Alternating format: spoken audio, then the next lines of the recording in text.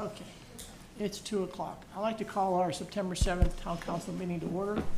Could I have a pledge of allegiance, please?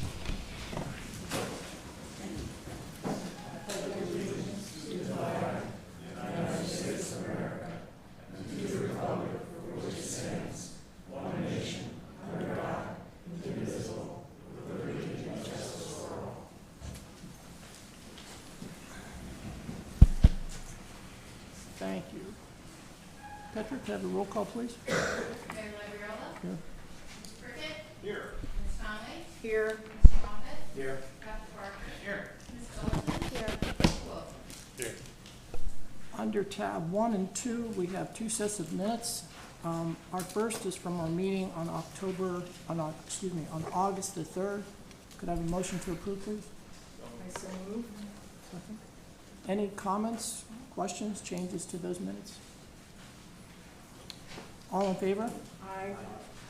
And the second is tab 2, our meeting on August the 25th, the special call meeting. Could I have a motion to approve, please? So moved. Second. Any comments, discussion? All in favor? Aye. The mayor's update. I guess most importantly, thank you all for coming. This is an important day, an important meeting, so I really appreciate everybody turning out. Over this past weekend, Stephanie has received many comments, thoughts, suggestions, questions, and they have been very, very helpful, so I appreciate that. Yesterday, we came in and prepared a question and answer sheet. I think we sent it out later yesterday afternoon. We hope that it answers some of the issues that were brought up and some of the questions that you had. It's available here, so please, if you get a chance, I hope you take a chance to read it. The process for annexation for any community is just critically important. The process itself is the legal mechanism that affords any community the ability to influence the developer. So today we have the first reading of the ordinance to provide for annexation. The property is not being annexed today. It begins the process. The first reading just allows the process to begin and really for the Planning Commission to enter into discussions with the developer.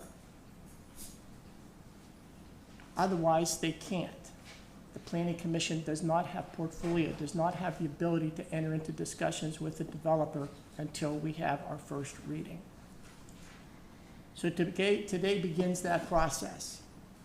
Tomorrow begins the process where the Planning Commission will begin discussions on the project itself and in earnest with the developer.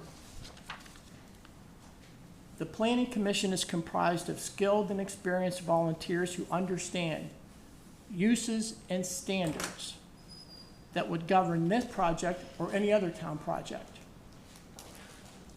Kiowa is absolutely blessed with many talented and experienced people, and I would encourage any and all of you to attend and participate in these sessions as a volunteer or as a homeowner with no experience in development, or as a volunteer who has a lifelong experience in development. I would encourage you to attend. The Planning Commission is scheduled for completion on Wednesday, October the 6th. This is the target date. I will leave it up to the chairman of the committee or the chair and the committee if they will be ready to submit their recommendation. Town council will be relying on them and their recommendation for plan development, approval, and any subsequent approval on annexation. So I'm going to move into citizen comments and welcome you to come forward if you wish. I will also provide for citizen comments after the presentation from the developer. And if you wish to make your comments after you hear what they have to say, that's fine. So I will let you make the decision whether you want to come up now or you wish to come up after the developer makes their presentation. You may wish to wait until then. I think there's a list of individuals who wish to comment. And we also have individuals who have sent their comments to Stephanie who will be read into the record. So those are my comments. Thanks, John. And I will now,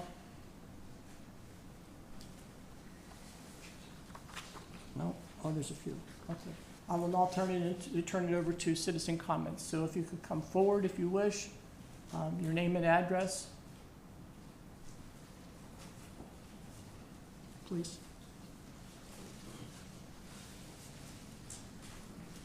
Hi. Tula Di Giovanni, 51 Cotton Hall, Kiwa Island.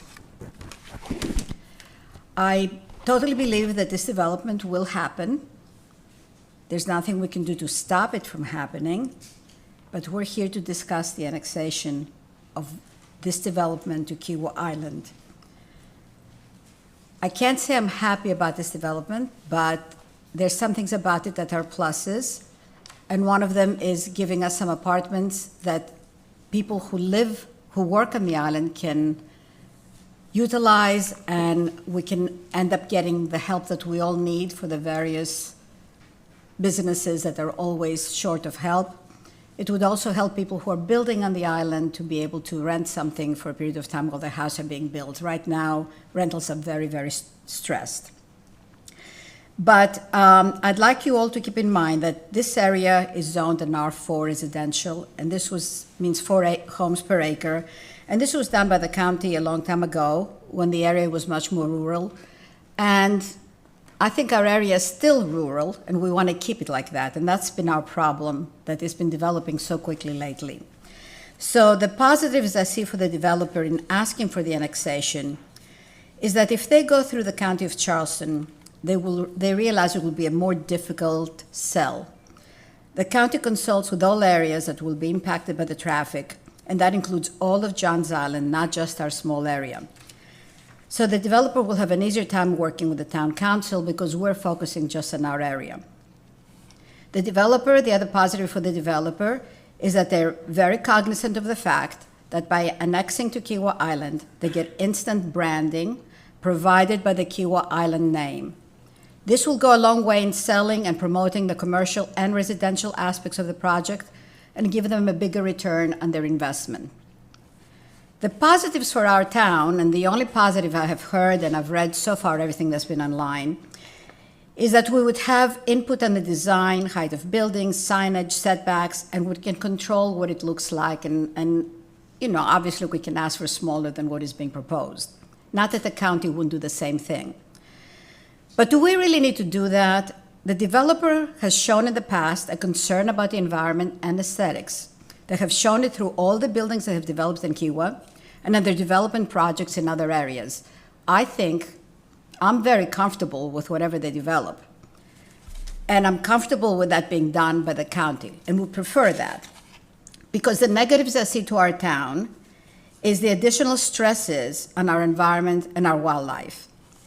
We'll have through additional vehicles on our road. We have already more than acceptable accidents between bike riders and cars. Animals are being killed by cars more frequently than years ago. There'll be additional stress to our amenities, our walking and bike paths, our golf courses. And I know they're saying that this is not part of Kiwa right now. It cannot be part of Kika, according to the current Kika policies. But this can be changed. Things have been changed. They're changing every day. So that's really just a caveat. It will change, and they will become part of Kika. And then the sandcastle will be really inundated, and you will have a lot more on your hands unless we start another amenity then, which we will all be paying for. The other question I have, which has not been answered, will we have to maintain the roads there? I'm assuming the developer says they will maintain the roads, but once they become part of Kika, and they will, it's going to be the maintenance of the roads. It'll be part of our responsibility too. And I am assuming, since they will be part of the developer that owns the resort, that they will have the right to join the already crowded Governors Club. The other thing that I think is a negative is time and resources that will need to be allocated by the town in order to negotiate and control this project. I would also like to know how this will affect our short-term rental ordinance. Will these places that are being rented out affect the amount of houses or the numbers that we have available for residents to use as rental homes, the licenses? And I just want you to remember that what we approve cannot be undone. And this is what happened when we traded away the acreage that is now the Cape, 6 buildings. So I understand that we have a right to speak up, but it is our representatives who will make the final decision, and I hope that they will keep these things in mind. I'd really like the county to take care of this. I'm not fighting the project, I just want it to be part of Kiwa. Thank you. Thank you, Mrs. DiGiovanni. Stephanie, do you wish to read into the comments? If we can wait until after, if you would like, to Okay. after the presentation. Okay, any other comments? Old business? None? We have 2 items for consent agenda under tabs 3 and tab 4. Tab 3, to consider approval of the Kiowa Island Intersection and Corridor Study Updated Agreement. And tab 4 is to consider approving the cost for salary adjustments for town personnel. Could I have a motion to approve, please? I so move. All in favor? Aye. New business. Our first item of new business under tab 5 is to consider approval of ordinance 2021-14, an ordinance to provide for the annexation of property bearing the TMS, etc. John, you're going to start it off and introduce the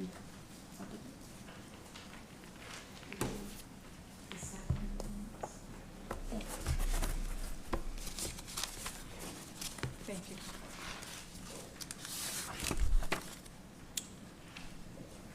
For those of you who may not know, this is John Taylor. John is our Director of Planning for the town.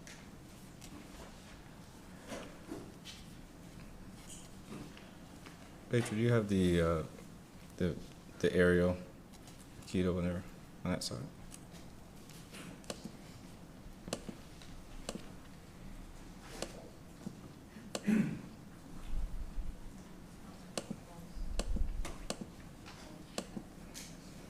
I'll continue. So the town did receive September 2nd a petition for annexation. And this is for property that is adjacent to existing boundaries of the town.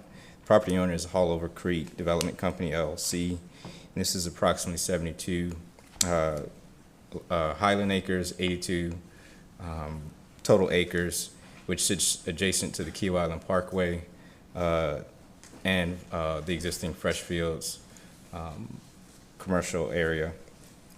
The process for annexation, the mayor kind of walked through already, but this is today's first reading, and I would just introduce Mark, maybe tell any details regarding the property boundaries regarding annexation. So Mark, this is Mark Lamar. Many of you may know Mark. He's been a long-standing, this is Mark Pramar. He has been a long-standing resident of Kiowa and probably the resident expert on most things that go on around Kiowa and most things that have been built around Kiowa. So That's too much pressure. Mark is representing the applicant. Right. Okay, good afternoon, everyone.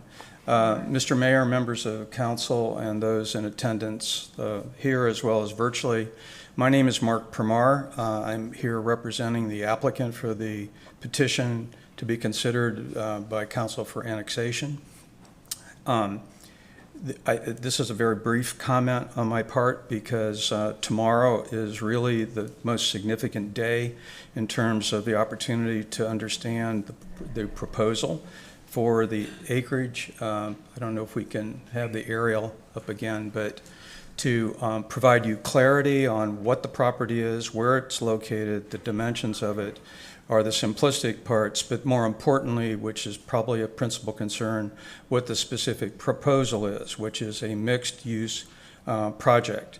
As was mentioned earlier, this is presently within the unincorporated area of the county, zoned R4, which was mentioned by the first speaker. It's a very familiar zoning classification in the unincorporated area of the county, low density, very low density, 4 units per acre. More importantly, it's single family detached. It doesn't really allow even attached housing, semi-attached housing. The proposal that we're going to go through at the beginning of tomorrow's work session will outline the nature of the proposal in terms of specific uses, which are in a combination of commercial as well as residential, which is different than the existing zoning. We will also present to you the basic elements of exhibits that are part of the planned development district, which include development standards. So it's not just about density or use, it's about the standards that would be attributed for the proposal for both use categories. And then there will also be a presentation about a classic conceptual diagram, how the parcel would be considered for organization. And it's very abstract, but all of you are familiar with the nature of how to look at drawings like that in advance. And more importantly, members of the senior management group with Riverstone that oversees all the holdings for the Goodwin family holdings. We're very familiar on Kiowa proper with the DNA of the tie with the Goodwin family, and they're, quite frankly, excellent. I'm not being an advocate for this part. I'm being a witness to it as a resident. The improvements that they have accomplished since the early 90s, I think it's actually 1993, when they first came to our community, and have made a difference. That is extremely important in terms of an organization which is the applicant of not only saying what they're going to do with clarity, but execute it too. So we'll have those key managers with us tomorrow, and I urge everyone here, as well as anyone else that you can think of, to engage the session tomorrow. I could answer questions right now, but I think it's best served by having the work session tomorrow. But you'll take questions? Yes. Okay. No, I said you'll take questions. Are there any- I will take questions. As I said, I might do the deferral until tomorrow, but I'd be happy to address some basic questions if you would prefer. Is this session tomorrow talking about contingent on whether or not the town votes to annex the property? I'm sorry, one of the things, because of this is a public meeting, if you ask a question, you have to please state your name and address for the record.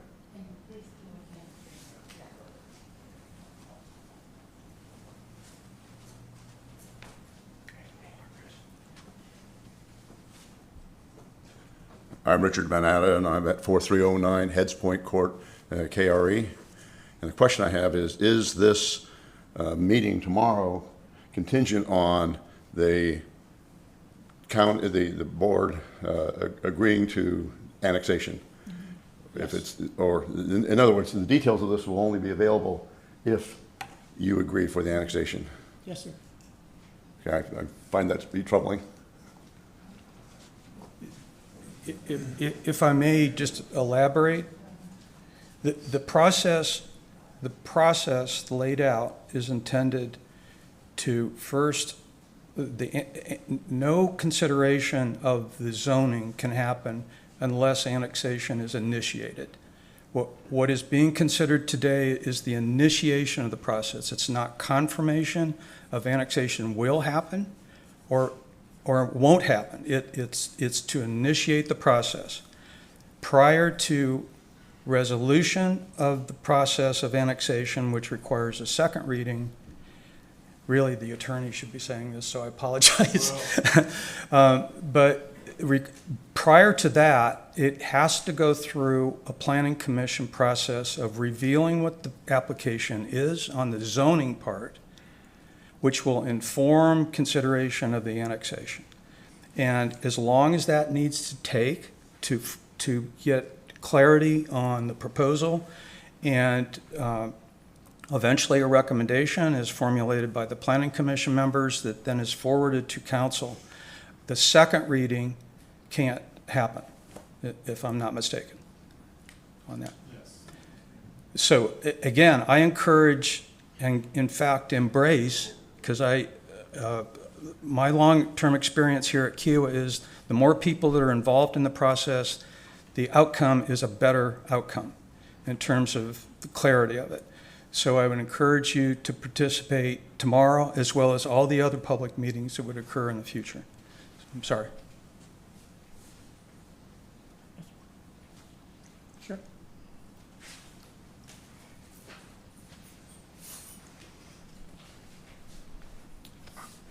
I'm Paul Nelson from 410 Amaranth Road. What, from the developer's point of view, what are the advantages to the town of Kiowa Island if it annexes this property? The advantages are, quite frankly, a very short list in my mind on behalf of the applicant. Is the applicant and its entity has a long-term working relationship with council and all of the senior staff level in terms of performance of building code requirements, all the other aspects of what the county performs in its duty, number one. So that long-term working relationship is an intangible, but it's very real because it happens every day. That relationship happens every day between its present entity, the resort, and other aspects of Riverstone or the Goodwin family. That relationship has evolved over time through difficult moments, good moments, any number of things. So the propensity of the applicant to choose to consider annexing within the town is a very comfortable thing because they're aware of the work relationship with the town. During many administrations, I might add, not just this administration, but many administrations since 1993. That is not to suggest that they wouldn't be comfortable going before Charleston County and all its professionals in that group. It's based upon an existing work relationship that is familiar, and there are these the best way I can describe it is not only are these direct understandings of the roles of all parties in this group, in this picture, but there is an intangible of collaboration which is very real. So they feel very comfortable approaching the town from that standpoint.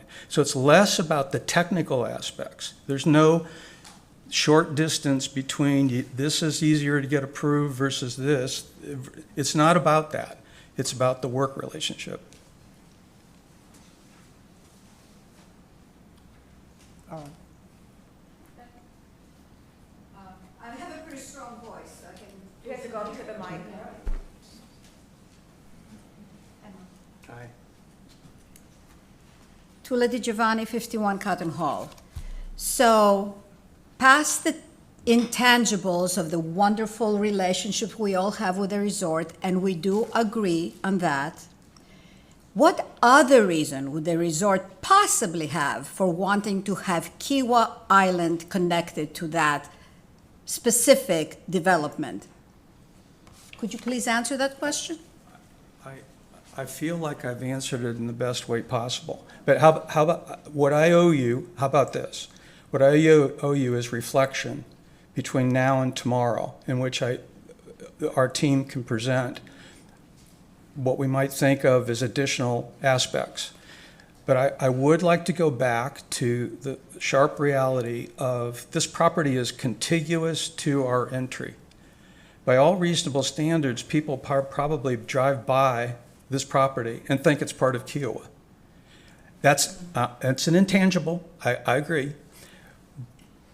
When a piece of property is within the town limits, many of the people in this room, I don't think everyone, but many of the people in this room have a stronger voice than necessarily your Charleston County Council person.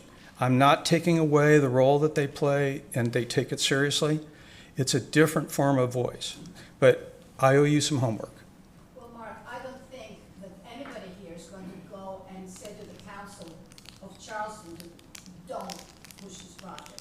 We would never fight this developer because I think we all feel comfortable with this developer. The issue I have, and I think some of the people in here have, is that we don't want it to be called Kiowa Island and take responsibility for it down the road. That's all. Let it be Charleston County, I'm happy there. Okay, another, yes, ma'am. Didn't know I was having a walk up here today. My name's Rhonda Douglas. I live at 3071 Maritime Forest Drive over on Kiowa River Estates. I should absolutely love this whole concept because I'm a realtor and maybe I can sell some more properties over there. But I really think that we have to talk about the elephant in the room that nobody wants to mention, and it needs to be said today early in the process, is that as Kiowa handles this and they annex it and they look out for their own good and it's not going through the county, who is watching out for all of Johns Island to get here? Who is watching out for all of Charleston County that needs to get here?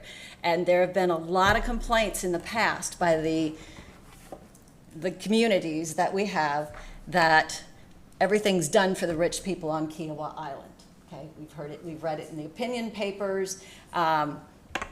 You have to be really careful about this, and have you done anything to address how you're going to get people here? Because right now, how many people in the room drive Main Road every day for work or for some reason? Maybe it's not a lot of people because maybe we have an inordinate amount of people that live on Kiowa here.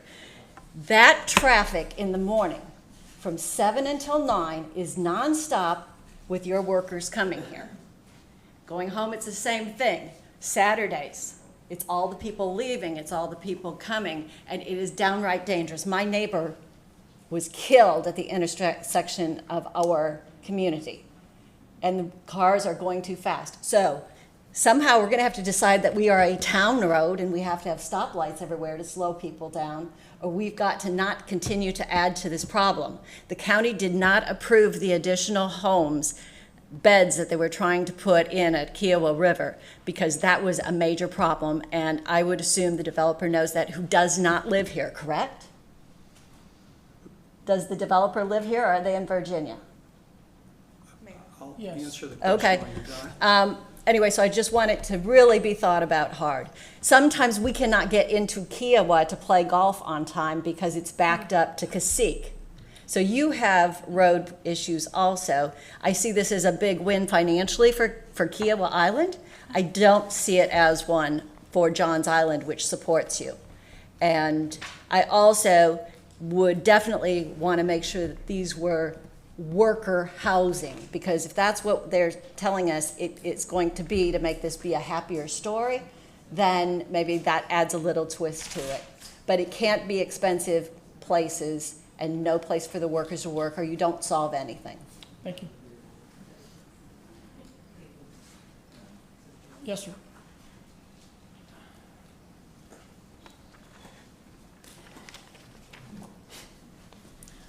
Good afternoon. Name is Arthur Glode, 5508 Turtle Cove. The day the announcement came out about this meeting, a 12-year-old girl was run over by a dump truck at the main gate, and a 2-year-old that she was pulling with her bicycle went flying. That girl is in the hospital. I don't know if she lived. According to some people, there was no way she was going to live. She is living? She has. All we got was notice that there was an accident at the main gate and tried to alleviate going that way. Kiowa was not developed with the idea of the population density that we're now starting to experience. We have bike paths that cross Kiowa Island Parkway. People on both sides from the riverside, trying to get to the beach side, stand there with their bicycles. There are no hash marks in the road giving bikers and walkers the permission to cross the road. They have to stand and wait till someone stops and lets them go by, or there's no traffic, and there's always traffic. There's only one tunnel on the Kiowa Island Parkway where you can go under the highway. They need more tunnels are needed, more stop signs where bike paths cross highways and roadways. We have 10 miles of beach, 30 miles of bike paths. Many cross many roads on the island. It's a dangerous situation, and this, what happened to this young girl and her 2-year-old sister or brother, is a reflection of that. We're going to have more of those. We're going to have more people getting hit by cars, trucks, dump trucks, all the workers that come and go. The last speaker just spoke about how difficult it is to get on the island, off the island. 500 more residents, 100 more over at the assisted living facility, more coming and going to the medical center across the street from it. Unless there's a pedestrian, not a traffic study, but a pedestrian study. The ones I've seen today are talking about intersections and how many cars are at the intersection. Well, how many people are at those intersections? You imagine they designed the main gate with a bike path in front of it, coming from the riverside to the ocean side. Right there at the main gate, and how many people stop at that stop sign? You're waiting to get through, and the man waves you by, and you go flying by. So there's going to be more terrible accidents unless there's a pedestrian study and a consideration, and the developer should be involved and pay for some of these additional requirements that are needed on Kiowa. Thank you. Thank you, sir. Up front here.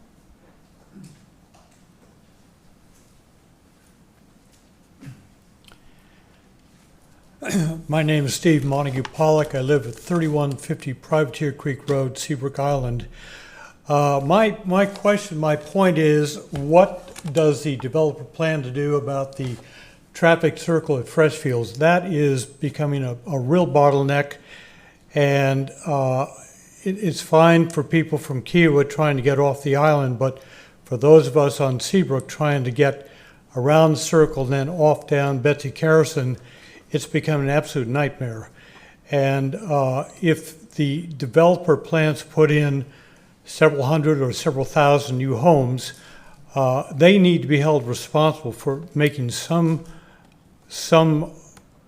amendment to that traffic circle to make it more feasible for people to get on and off the island. My second point is the developer relying on Seabrook Island utilities for their sewage and other facilities? Have they checked with Seabrook Island Utilities to see if there's going to be capacity for this? Those are my comments. Thank you, sir. Thank you. Yeah. in the back. Mark wanted to. Oh, I'm sorry. Go ahead. If I may address one of the comments and questions that you made, which was utilities and service providers, that is a requirement of the Plan Development District that has to be reviewed. There has to be clear evidence of service providers providing the service that they would intend, and of course Seabrook Island Utility would be one of those, but all of the service providers have to show evidence of that. Thanks, Brad Belt, 151 Bobcat in the Riverview development. I'll put aside any substantive comments on the merits or lack thereof of the project as a whole. I know there are a lot of different views about that. My questions are born out of ignorance, are procedural ones. I'm struggling to understand, and maybe I simply don't understand the town of Kiowa Island ordinances. What's driving this seems to be extraordinarily accelerated process. I understand the petition was just filed, but this is a fundamental decision facing the community, and you're trying to brush it through, it seems like, in a 1-month process. So I understand the applicant is saying they're not going to initiate discussions with the town until the annexation process has begun. But they're the ones coming to the table requesting annexation. So clearly they see some benefit in doing that. So why are we letting the applicant drive the train in terms of the timing of this process, as opposed to slowing down, stepping back, getting as much information as we can before even beginning that process, let alone trying to finish it within a 1-month time frame? And also, I don't have any understanding, maybe others do, as to what the alternative time process is if they're just dealing with Charleston County. Right now, it's just an R4 zoning, R4 zoning, which means at most 288 properties that are single-family detached, as noted, as opposed to 500 units that are rental and attached, and 160,000 square foot development. Clearly, the applicant would prefer to deal with the town because they see that as in their interest as opposed to Charleston County. What is the timing for the Charleston County process? It was stated that this is a fait accompli, that it's going to be done. I don't know if that's true or not. I simply don't know what Charleston County's interests and incentives are in this process and granting any relief from the R4 designation. So my question more for council at the town is, what's driving the timing of the process right now? Why is this happening so quickly with something so fundamental to the community, particularly when in your materials you indicate you need to initiate a traffic study? You last year just completed a housing study, housing market analysis about a year ago that indicated zero need for any of this. So it seems like a lot more information needs to be pulled together and gathered, and that's going to be hard to do in a 1-month time frame. Thank you. Thank you, sir.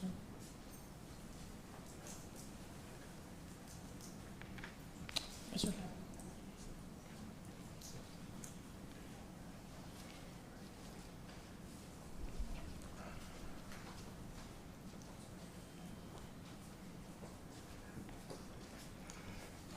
Richard Van Adder, 4309 Heads Point Court, KRE. We are talking about over 1,000 people coming into this one area, creating a highly dense population center in an area where there's nothing quite like that. It's changing the character of this whole area. And it raises the question of what happens next and what happens beyond that. We have a concern that starts with traffic, starts with safety, and then goes to the nature of our environment and why we all moved here. I just recently sold my house in Virginia. I've been down here for years, but I recently sold my house in Virginia to be here because of the nature of this environment. We've had people now who can't get on the island and stop trying to get on the island because of the traffic situation and the density, et cetera. If you go next step further on this, we're going to have more and more problems and difficulties like this. Annexing this area, you mentioned it being contiguous. Well, is Cacique contiguous? What makes what contiguous as part of the town of Kiowa versus not being part of town of Kiowa? What makes it better for the town of Kiowa to make the decisions about this development versus the county of Charleston? There is strong interest outside of the Kiowa area itself in the densities that are being created in terms of the population. The other development out there at Kiowa River, there is now a whole tree farm that was eradicated with massive new developments going on further out on Main Road. We are seeing huge, huge changes in this environment that are not a done deal. They don't have to be a done deal. And my concern is, if you approve this today in terms of the annex, are you actually, in fact, approving the whole process of the scale and scope of this development? I am worried about that, because you're sort of setting in motion something which I think needs the kind of deliberation and thought that was just mentioned by the last gentleman. So my view is, one, I don't think annexing it makes sense now. Two, I don't think that the scale and scope of this development makes sense for this community and this whole area. And I think now is the time for people to stand up and say, this is something that needs to be at least slowed down, if not stopped. Thank you. Thank you, sir. In the back. Oh, I'm sorry.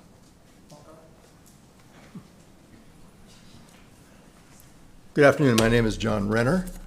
I've been here 1 year. Came from California, escaped from California. I love it here. Address is 281 Tom Watson Lane in Cassique, which will be significantly impacted by this project. Also 4185 Hollover Drive in KRE. I have some questions for the council. You also have a traffic corridor study that you approved that's ongoing. I presume that will not be done by the time you approve this project. Is that correct? I was going to ask that question. Timeline for the traffic study? Right now, we're looking at about 4 months. 1 month, sir. But the project you're talking about is a 1 month turnaround. I've never seen anything railroaded this quickly through any governmental body in my entire career. Number two, has an environmental impact report been done by the developer? I'm sorry? Has an environmental impact report been done by the developer? No. In California, you couldn't get away with, building anything without that. Number three, what kind of wildlife study has been done with respect to what impact you're going to have on the beautiful wildlife we have here? None. My sentiment's exactly, I'd like to see a delay. I'd like to see this go to the county. I'd like to see a regular process without a 1 month termination date. Thank you, sir. Okay. I'm Yes. sorry, this gentleman in the back. If I may comment, again, I think the questions are valid. Since you're aware of the property, it has been farmed for about 150 years. It's, with the exception of the edges around it, right beside the wetland areas which would be preserved, it's flat, fallow tomato fields. So part of the investigation that will be done with future design standards would be how to help restore the natural environment. Unlike a lot of other places in Kiowa or Cassique or heavily wooded areas. So these are the types of things. It was a really good question. I'm just saying, how do we transition an area that has been largely void of natural systems other than tilled areas or parking areas? The opportunity is to reinvest in that area with a natural framework. So we look forward to it. But it was a good question. Thank you, Mark. This is the last question then, please. Tim Hill, 15 Surf Song Road. I like new development when it's thoughtfully done and adds value to municipalities. I came in with no strong opinion one way or the other, but what I expected and hoped to see, having been involved on committees of private clubs that had to petition municipalities for buildings, new courses, tennis courts, whatever, as well as a senior executive where we built new office buildings and manufacturing plants. We had other people take care of that. I was just involved on the committee, so I too am a novice. But what I'm used to seeing is, so what is it? What are you building? What improvements to roadways, improvements to waterways, use of utilities? What does it look like? Is it super contemporary? Is it keeping in line with the architecture and multi-use that the town and the resort already has? And I do like the resort. I do like their developers. I like the quality of what they build. But before annexation, I was hoping we as residents would see, what is it? I'm kind of used to being sold on something before moving ahead to a decision. Thank you, sir. Okay. Yes, sir.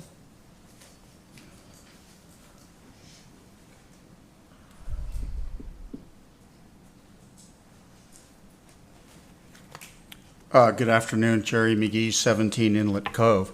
My question is, having heard many of the concerns which seem valid, is there any way by which this process can be slowed down?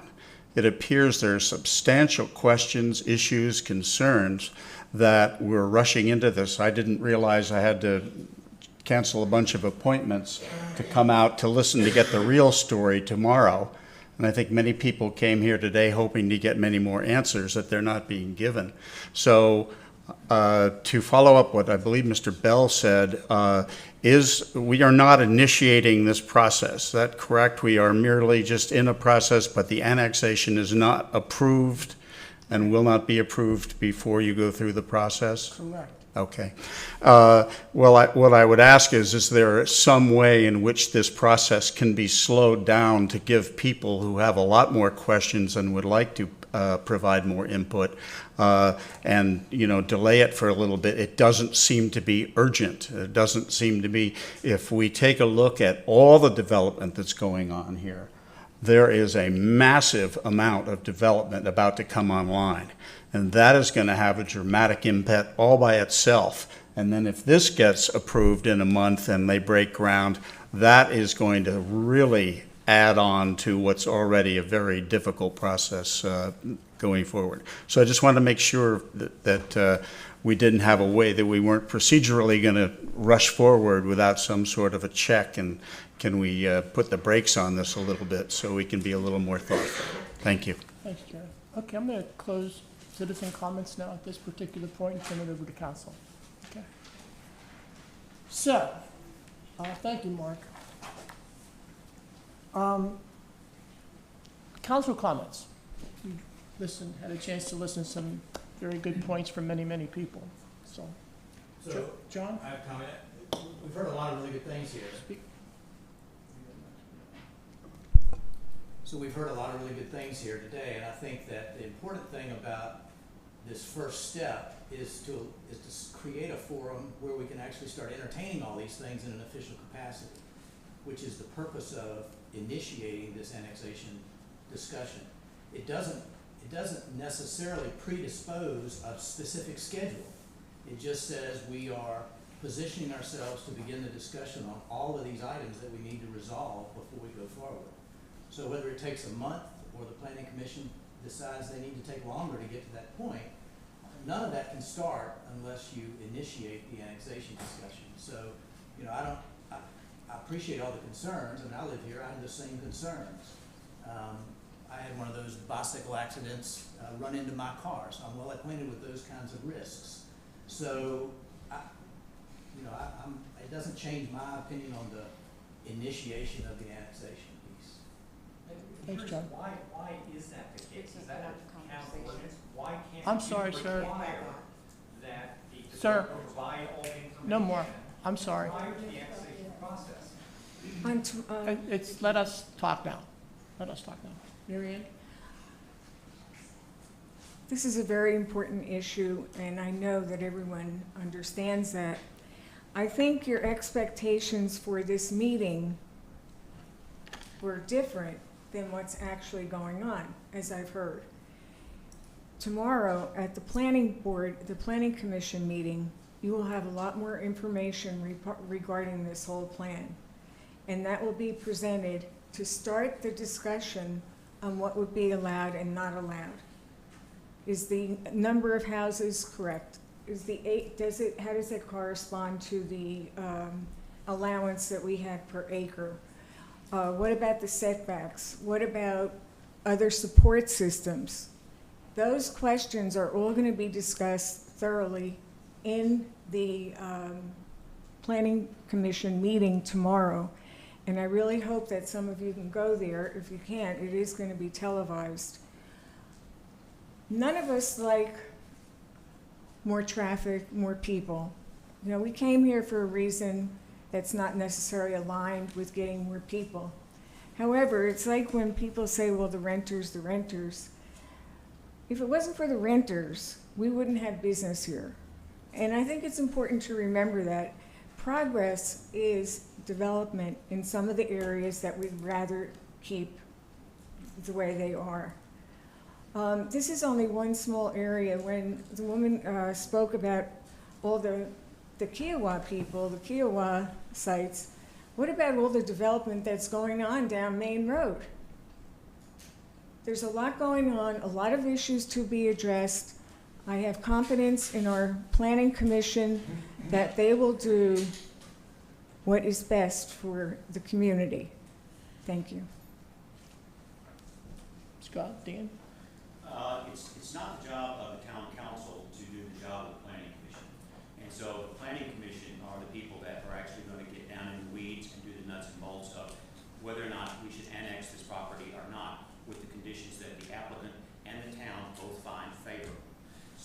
I'm just waiting for this process to get initiated, because until we start down the road, the planning commission has no standing to talk to the developers or to the applicants, is my understanding. And so we're now giving them that legal permission to begin to have those conversations, to say, what should this development look like? What does it look like from your perspective? Should it look like from our perspective? And where can we find land or common ground in the middle? Also, this process is not limited to 1 month. That is the shortest possible time frame. But the planning commission may say we need additional environmental impact studies, and they may take time. You know, we have to see what the planning commission, and that's their job, not town council's job. Thanks, Scott. Dan? I'll try not to repeat what other people have said. I do want to address a couple of things that many of you quite reasonably have raised. Things like traffic, which is not obviously the developer's issue at this point in time. We are all very concerned about the box we find ourselves in with two country roads, two-lane country roads, which are our only access to this area. Years ago, we should have, as a county, done a better job in building a road structure to support what's here today. That hasn't been done. It's been ignored or put off. There's discussions about should we now extend 526. 526, in my opinion, having lived here full-time for 15 years, probably should have been done when they did 526 originally. They should have completed that. It's supposed to happen. The town is very active right now with the county trying to improve the roads we've got. We have an opportunity to do some improvements to that now, and we're running full steam to try to get both the political power and the resources to get that done. We can't sit here, whether or not this little piece of development goes forward or not, without better road structure, because it is dangerous. It's dangerous for pedestrians, it's dangerous for our drivers. And when you try to drive at night now, it's getting worse. Most of us, as we get older, find driving at night hazardous. It is. We need a better road system. So we are working on that. I do think, as has been stated already, that in addition to traffic, this seems like a quick schedule. But if we don't start today, the schedule doesn't get started and nothing happens. If it's going to take more time, I'm sure the planning commission and we will take more time. We have to understand the process, but we've got to get started. I do think the developer is the best partner we could ask for in this. They've done a great job with the resort. They're committed long-term here. I do not want to see them sell this property to somebody else who we have no confidence in. So let's work with them, figure out where we are, and if it takes more time, let's take it. But we've got to start. We really do. I think the first speaker summarized it very, very well. And that's been going through my head since the past week or so, since this whole thing started. If we say no today, and we don't approve the first reading, we'll all go on, that'll be fine. For sure, the developer will go on. I mean, they are an enormous, successful company. They will go contact the planning executives down at Charleston County and just say, Kiowa is not going to participate in this. They are not going to support this. They are not going to annex this. They are not going to allow us to make presentation to the Planning Commission. Here we are. We won't be there. We won't be there. Unless somehow, I really don't know what the Planning Commission process is on Charleston County, so I have to qualify that. When I looked at it, we'll approve the first reading. It'll be our Planning Commission. They'll go through it. Granted, maybe we should have said November 19th. I don't know. We just put October 19th as a date because it just corresponded with schedules and timeframes or whatever. I have not talked with the chair of the Planning Commission. I really don't know that it'll take 30-some days, 60-some days, 90-some days.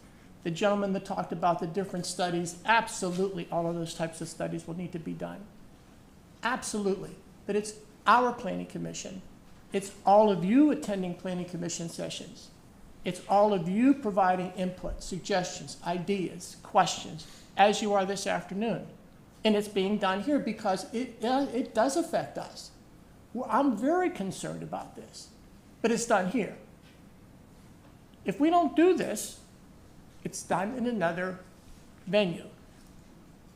We, as a council, we don't have a mechanism to do all of these studies. That's why we have planning commissions, and they have resources, and they have staff. That's what they do. That's fundamentally, to me, the difference. I have trust and confidence in them. I have trust and confidence in all of you. I have trust and confidence that these types of issues will be brought up and they'll be resolved. At some point, they will make a recommendation to town council, and they will say, we've worked all of these things out, and here's what it is, et cetera, or we were unable to. Or we were unable to. And then that'll be the decision that the council will make relative to the plan development and relative to annexation. So I, along with you, will wait and observe the process going on. If it takes 30 days, 60 days, 90 days, etc. But I'm going to observe it here as compared to driving into Charleston to try to find out what's happening or call Mark and saying, so what are you doing? What did you get? What happened? Fundamentally, that's it. We're not rushing anything. It has to start. And it'll start. And we scheduled the date for tomorrow. And if you can make it tomorrow, swell. If you can't, I have no doubt that the chair of the planning commission will come up with other dates and times and all of that kind of stuff. So believe me, we all know that this is a big deal. There's none of us are trying to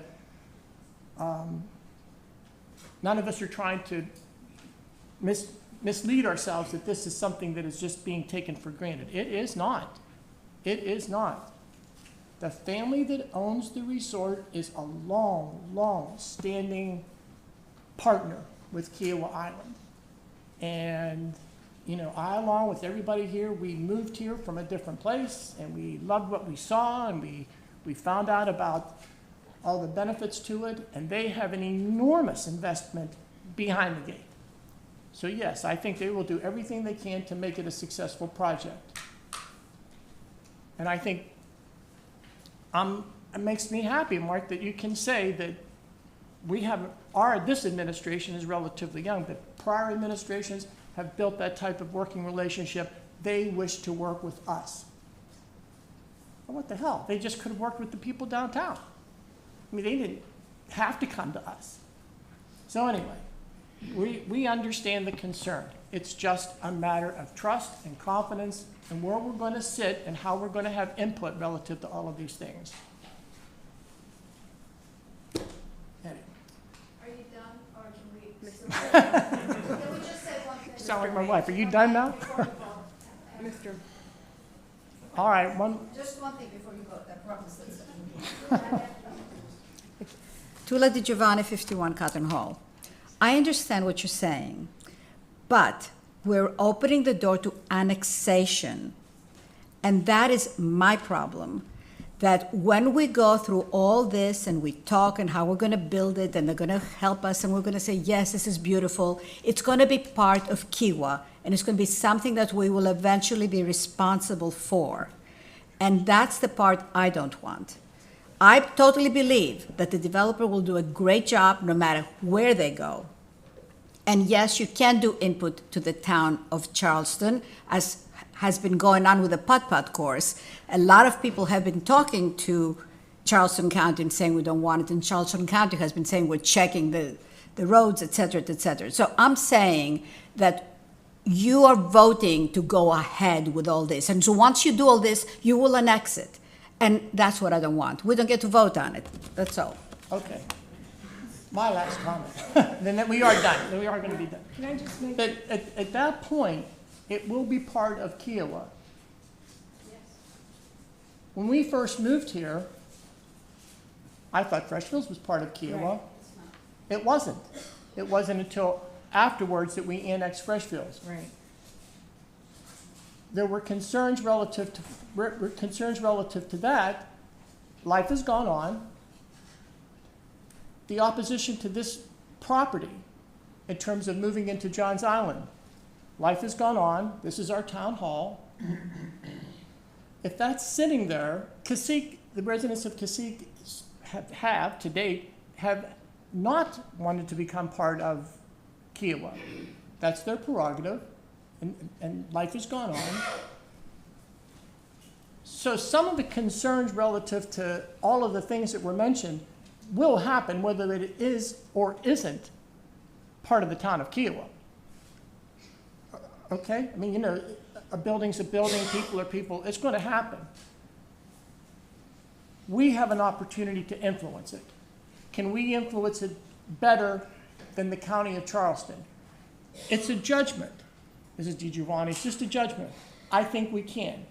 Maybe they will do absolutely as good of a job or even better job trying to protect the rights of the citizens of Kiowa Island. I don't think so, but time will tell. Okay, yes, ma'am. I was just gonna just say, for the record, what I'll do is all the public comments that I received, will make sure that they're entered into the record and they will reflect in the minutes. Okay. Council. Can we make another public comment or? Okay, one more and one more. Then that really is it. At the end of the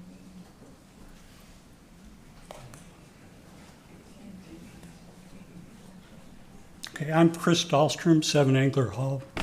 You know, I sit here and I look at this and I see you guys are, you know, our town council and our mayor, and I think you're here to watch out for our interests. It's the most serious thing you do. It's the most important thing you do.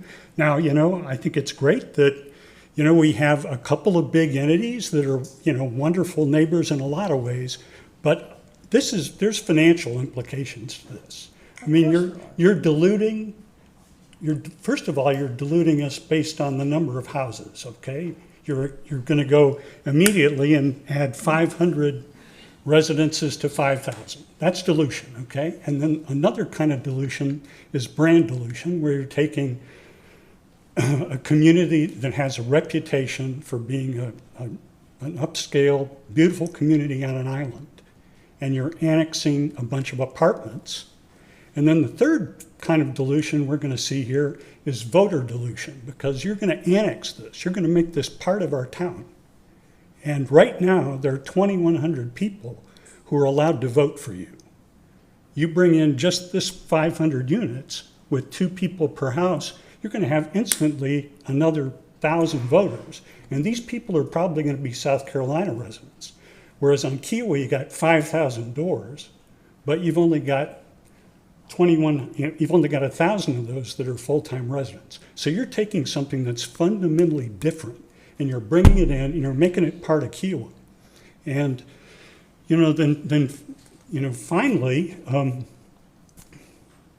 kind of losing my train of thought here, but, you know, when you bring in all these new properties and everything, right now the town is financially sound, okay?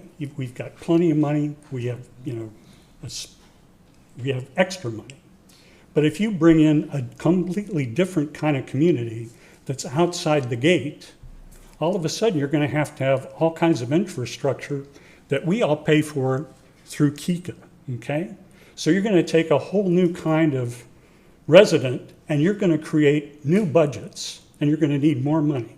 And right now we have too much money, but, you know, we may end up with a local property tax out of this. I mean, I don't know. I tried to look it up today, but I don't know what people in Mount Pleasant or other communities that aren't, you know, gate bound the way that we are, what their local property taxes are like. So you're really exposing our community to a lot of financial things and to certainly brand problems here with our community. You've got this beautiful place and you're going to change it fundamentally. And this is just the beginning. You're setting a precedent. So I'm sorry, you know, I really wanted to say that. I hope you care about this. Oh, okay? yes. Okay. Okay, this is the last one, please. Yeah.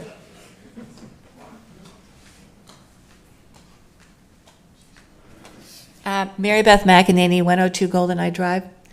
I did not find out about this meeting until I went on the Kiowa blog on Friday and got John's email.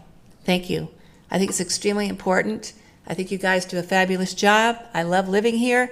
But I think more people on Seabrook, on Johns Island, and Kiowa need to know about this happening. And I didn't know about this meeting tomorrow until today. If I hadn't come to this meeting today, I would not have known about the meeting tomorrow. So my question is this. Are you guys going to somehow, I don't know, John, tell these people about this meeting tomorrow? How are people going to find out about it? That's my question. All the other people that should know about it. Thank you, Mary Beth. Thank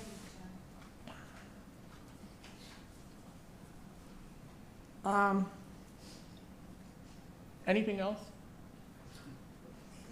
I'd like to make a motion to approve ordinance 2021-14. Okay. Second? Second. Any discussion? All in favor? Aye. Any opposed? It's passed. Moving on to tab 5. I want to give people a few minutes to leave, if anybody wanted to leave or stay. And I think Zach wants to get some water. You want to take a 2-minute break, Mayor? Sure. Mary Beth? There's an email in the blast that was launched at registered.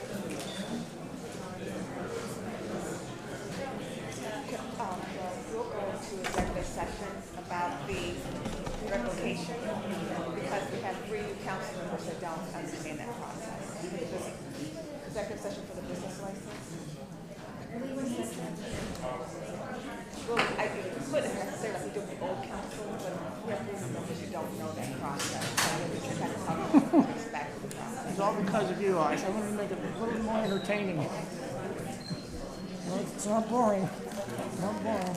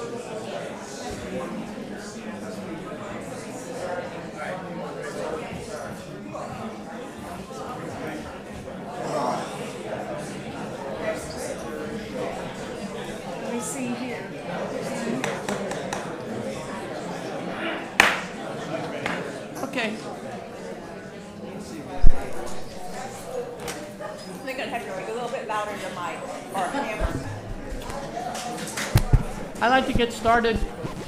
Still got a long agenda. Item B, to consider approval of ordinance 2021-11. Is that Bruce? That's me. Oh, wait a minute, sorry. There he is. Please. Good afternoon, Mayor and Council. Hello.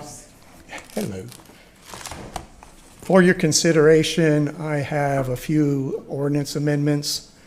First one being 9-18. All these fall under the building ordinance except for the last item, which is coming up next. 9-18 was written, and the intent when I wrote this was to apply to architects and engineers that are licensed by the state. That in the last probably 6 months to a year has been misconstrued to include interior designers and graphic designers who are not licensed individuals. This amendment is to clarify what the original intent of this ordinance was, and simply that was to apply to nothing but South Carolina state licensed architects and engineers. So that's 9-18. 9-201. I'm sorry, Bruce, did you just jump from another? Yes, I'm sorry. It's in the same document. It lists a few ordinances that all are under the building ordinance for the town. 9-201. A, there again, is just amended for clarification purposes and talking about who's allowed to submit construction documents to the town. 9-201A, subparagraph A1, is a requirement by architects and engineers that when they design plans, those plans have to be sealed. Every architect and engineer does have a South Carolina seal.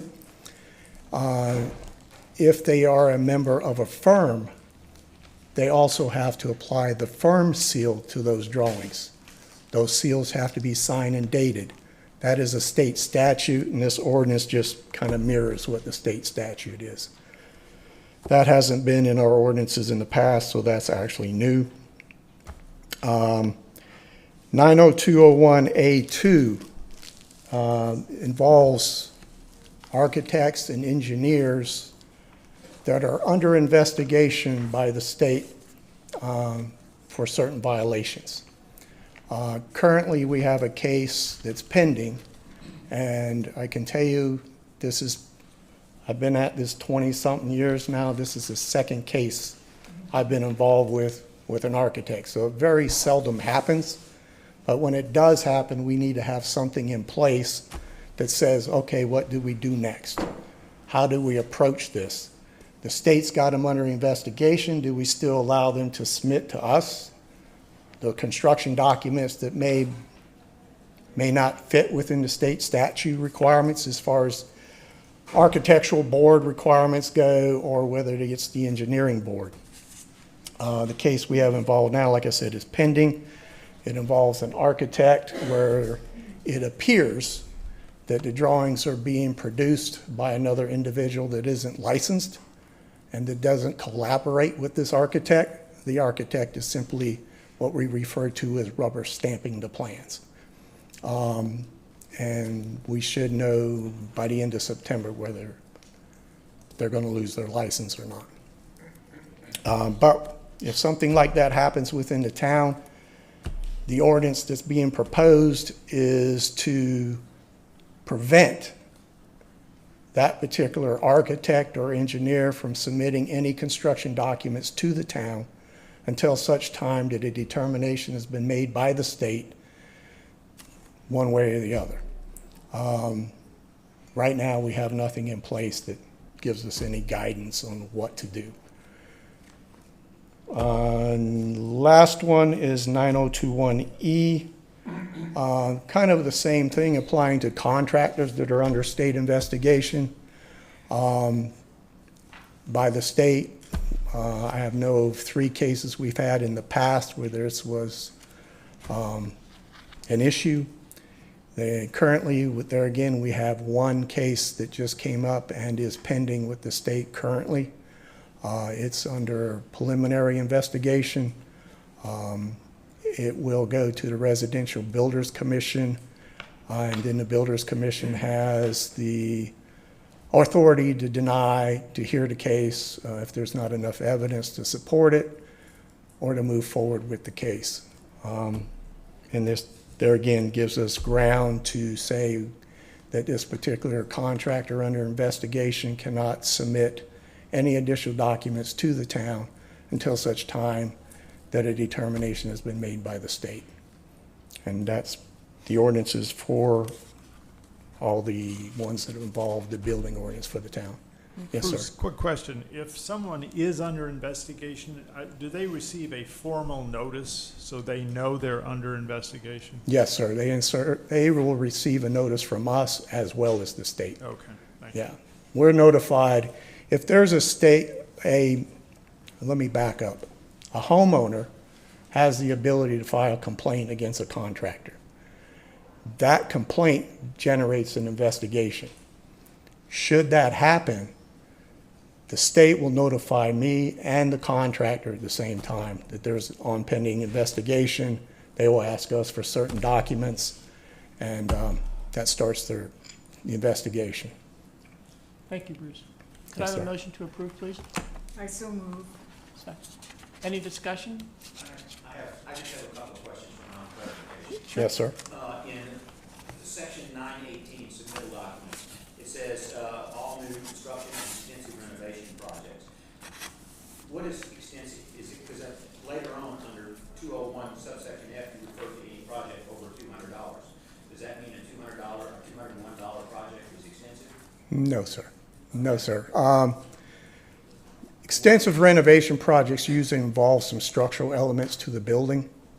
So there are shifting walls inside the house that could be load-bearing walls without some design documents, figuring out where basically the load from the roof coming down to the foundation actually exists. We just physically looking at that wall would not be able to determine that. So then drawings would be required to basically tell us one way or the other if it's just a partition wall or if it's a load-bearing wall. So unless there's some structural elements being moved within the building itself, it wouldn't require a set of drawings. Stuff like take a bathroom renovation, for instance. We're not requiring drawings for a bathroom renovation. Some bathroom renovations, yeah. Yeah. Any other questions, comments? All in favor? Aye. Any opposed? And Bruce, you have the next item, ordinance 2021-12. Yes, sir.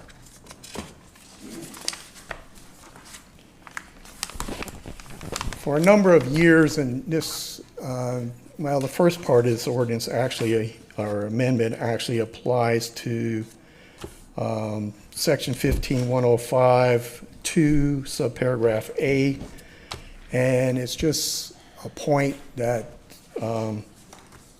for whatever reason, propane gas grills were left out of this section. And as you know, we have a number of propane grills on this island. So that's just to include it for single-family residents.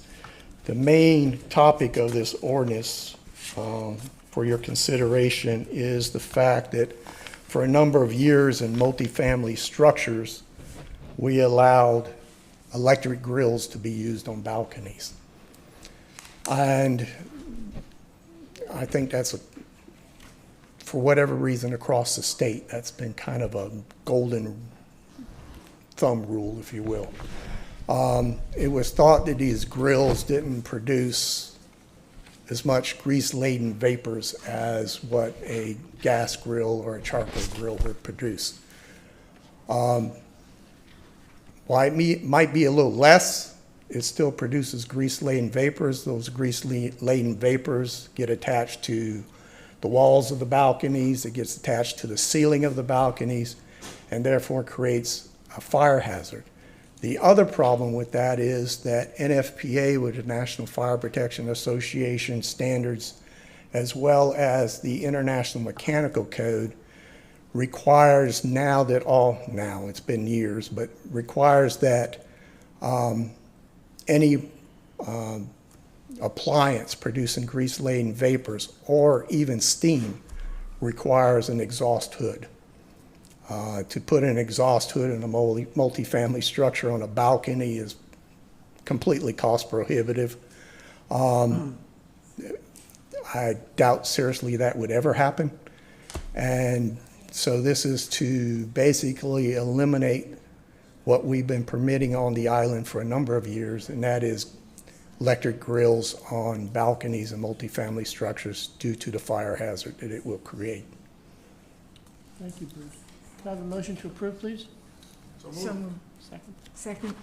Question, you'll communicate this to everybody, or will just give? No, if this is all approved in the second reading, then we'll send out emails to contractors and designers and let them know. Okay. So, just to follow up on there, I didn't quite hear the question. People who right now have both legally non-compliant grills, those are out the door. This ordinance unfortunately would not apply to them.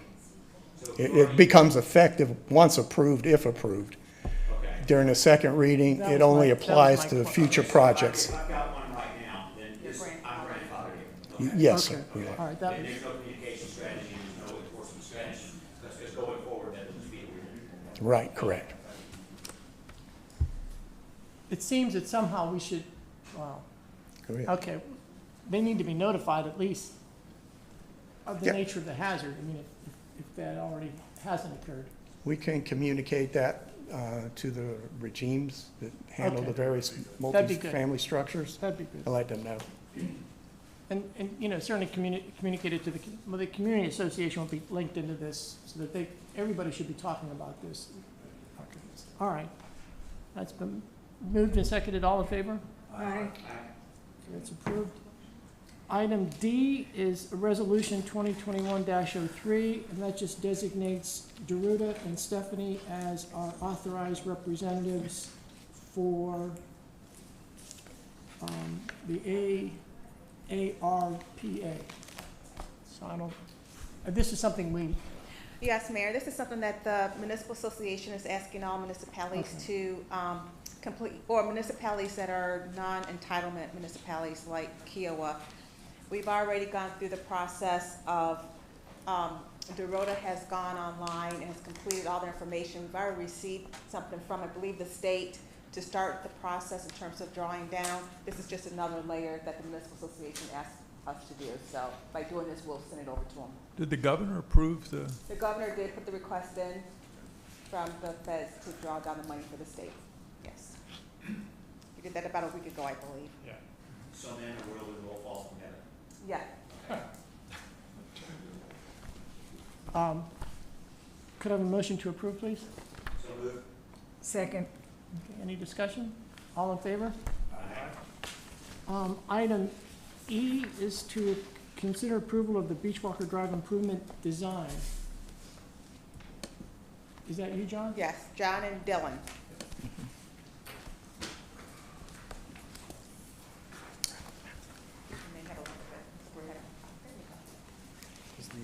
Does this work on the screens?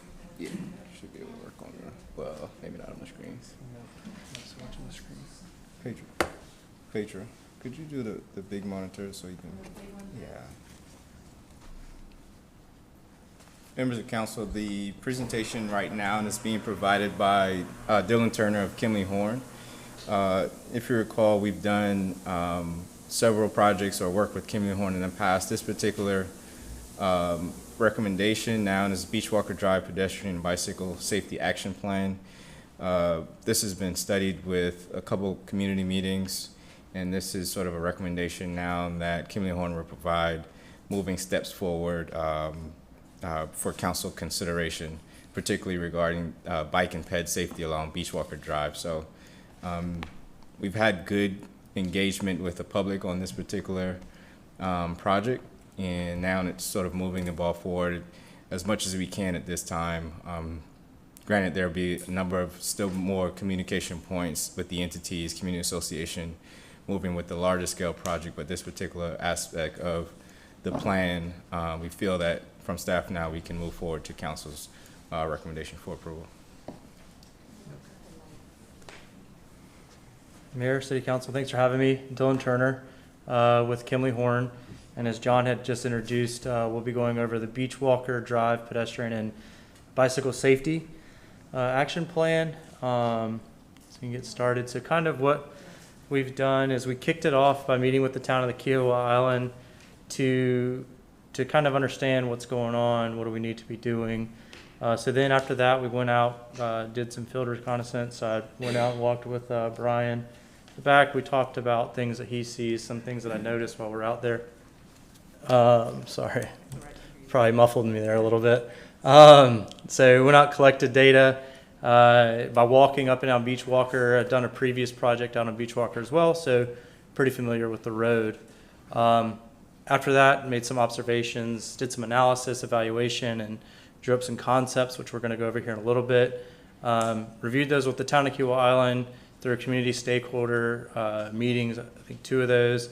Then we did a separate meeting with Kika as well to go over that, because there are parts of this that are going to be joined together. And then we finalized those concepts. This is kind of more of the same. I don't really need to go too much detail here. Just gives more dates of what we identified and what we're trying to do. So here's some of the things that we noted. So these red circles are observations. And I'm going to point on screen. I don't know how well y'all be able to see it since it's behind your head. The first observation is here. This is at Kiowa Island Parkway and Beachwalker Drive, in which the pedestrian path leads to the middle of the intersection. And I know many of y'all have been in the meetings in the past, just not something that we believe is safe, and something should be done about that path in particular. So that would lead from Oyster Rake. So somebody mentioned earlier, I liked it. So from the riverside going towards the beach side is where this path would be. So Oyster Rake down to Beachwalker. Here at Riverview, here's just an unmarked crosswalk. So here's what we want the ladder crosswalk, and what the ladder does is it provides that extra visibility for vehicles to recognize, hey, a bike or pedestrian should be here. Let me look out for them in this crosswalk. Within the path itself, there's areas where the trees are causing some root damage. So if you're on a bike or maybe you're running, that becomes uncomfortable and a hazard.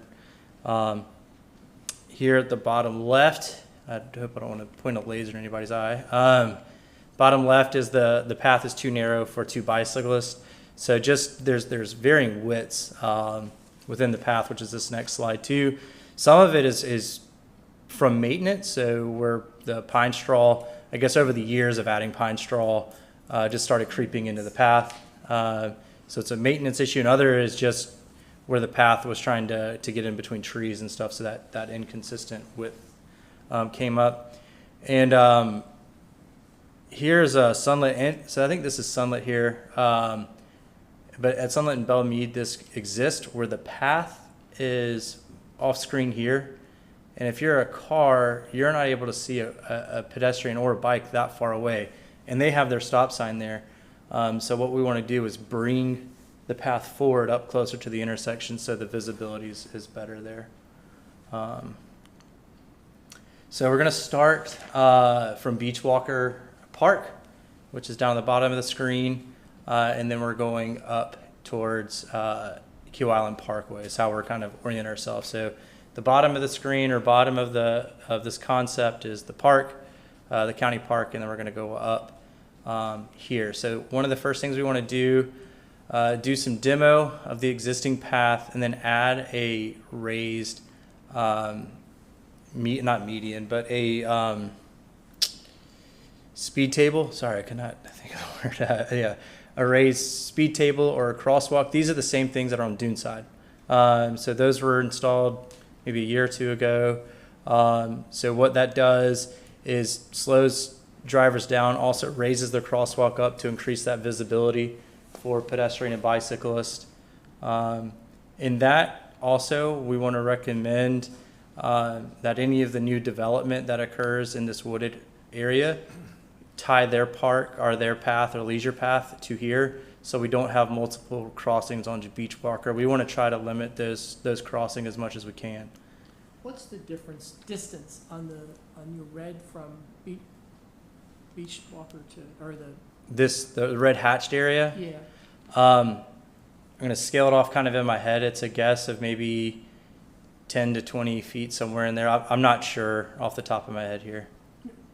No, the distance from Beachwalker Park to, Oh, where you say tied to existing. oh, that red, the shaded red of the existing tide. Yeah.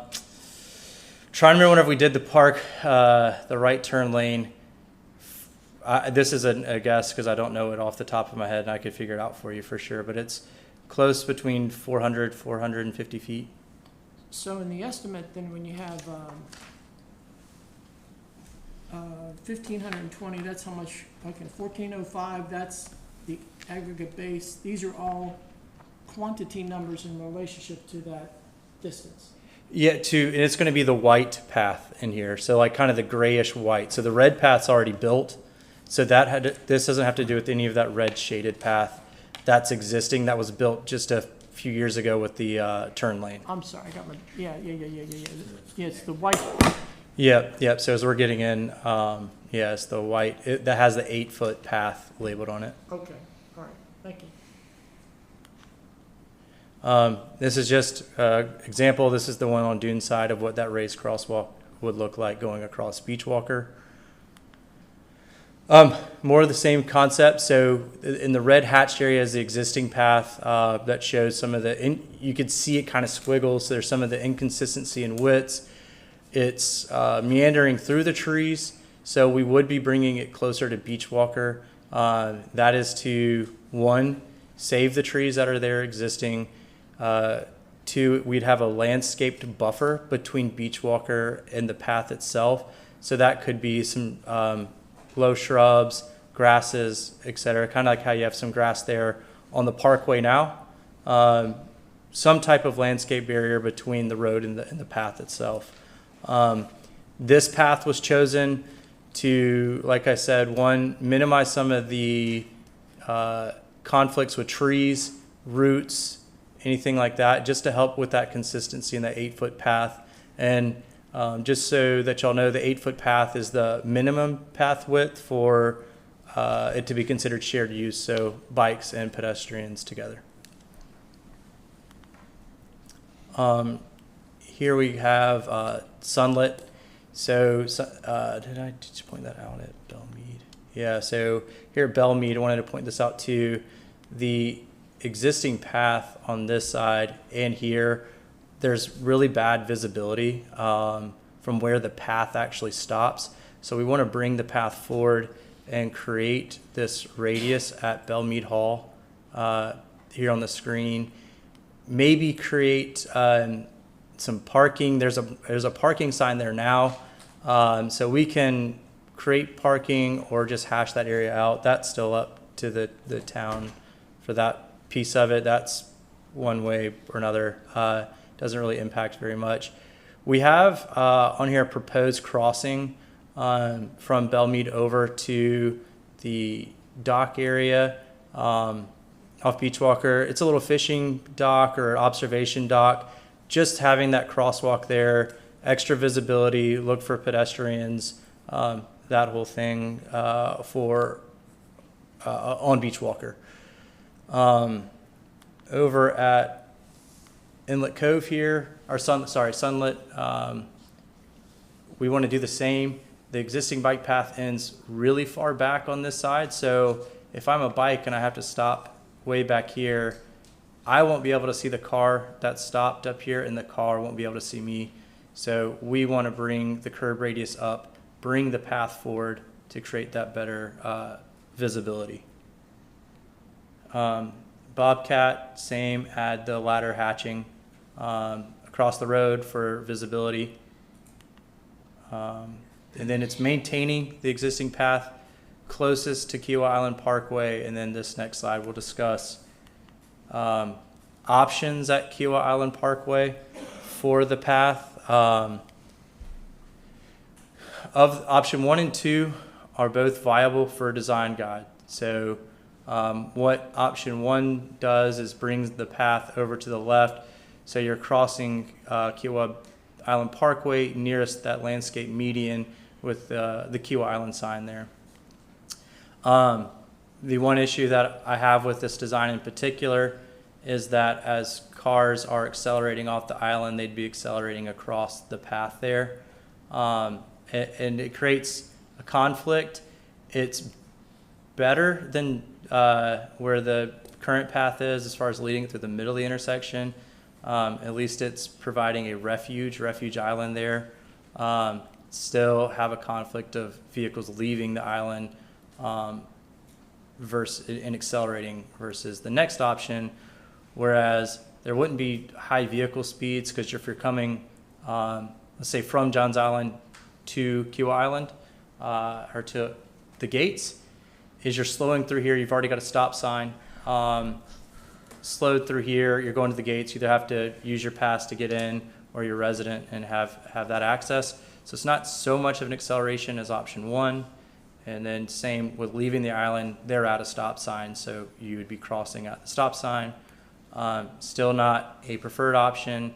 Preferred option would be, and there is ongoing conversation, so this is where we had to and still are working with Kika on if we abandon this existing path, leading through the middle of the intersection, having some unnecessary pedestrian conflicts with a higher vehicle volume through here, it might be best to remove this path and then tie another one. Right now we have it proposed to go to Kiowa Beach Drive behind the gate. Still working through that with Kika, looking at some alternatives and everything there. So we are trying to make those talks. And that's at this particular point, that's the extent of the fix for this intersection. Right, at this point. Whatever you work out with the community association. Yep, there are other things that we've been working with the town on, but those are still in progress. That's a separate project of So any this. other improvements for all of this comes at a later time, another? Right, is a separate project, yes. Okay.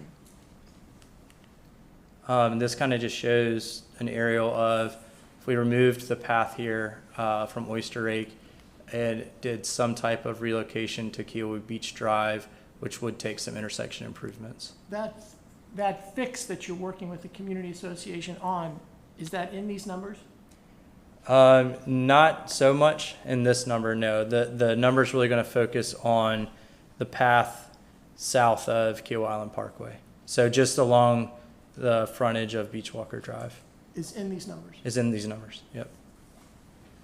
Before we leave the concept of option 1, option 2, option 3, if I remember correctly, that part of the plan in terms, one of the things that was considered at one time was on the outbound egress lane, is to actually have a straight going out lane. Right. Is that still in the mix? Because if so, then option 2 is not really viable. Right, and that's why it makes it weird to overlap here, but with a separate project. So in a existing condition, if it was built today, option 2 is viable. If we do have that outbound lane that's not stop controlled, option 1 and 2 really are no longer viable. And then this is the cost estimate. So this is our opinion of probable construction cost. So these are using bid tabs from SCDOT and using measurements and everything to come up with this cost. We have the miscellaneous, you could see, is more of a contingency in it. And we have some design, the CE&I, some design cost in there as well, which is how we come up with our construction cost. So it's looking at the linear footage of pathway, different items that we might need along the pathway. Like you'll see the pedestrian ramp construction, things like that, of how we're looking to build this along the parkway. So right now, the opinion of probable construction cost comes out to about $284,000, which is a rounded number of the total cost down there in the bottom. I think you said built along the parkway, you mean built along Beachwalker. Beachwalker, excuse me, yep, along Beachwalker. And our goal here is just to approve the budget for this. Then you're gonna send it out to bid. We're gonna send out a bid, yes, just to get your, essentially your support to send this project out Send to it out to bid, bid. and to understand that the cost could be $284,000, but until we actually go out for bid and get it back, it can be less or not. Once we receive it back, it goes back, it will come back to Ways and Means for consideration for recommendation to approve, send it to council for final approval. I don't remember, how much did we budget for this or? Yes, I was gonna ask what the placeholder. I Do you don't- remember, Dorota? I don't know if we, what, What was the placeholder we put in the budget? I think we just put 50,000 for, as a placeholder, we didn't put anything for actual construction, just for, soft cost.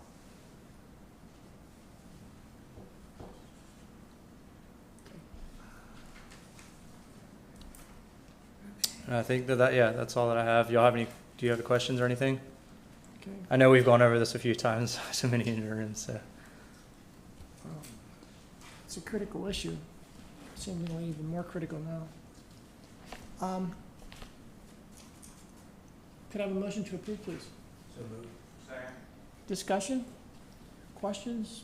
Comments? I think we need to find out what it's gonna cost. For sure.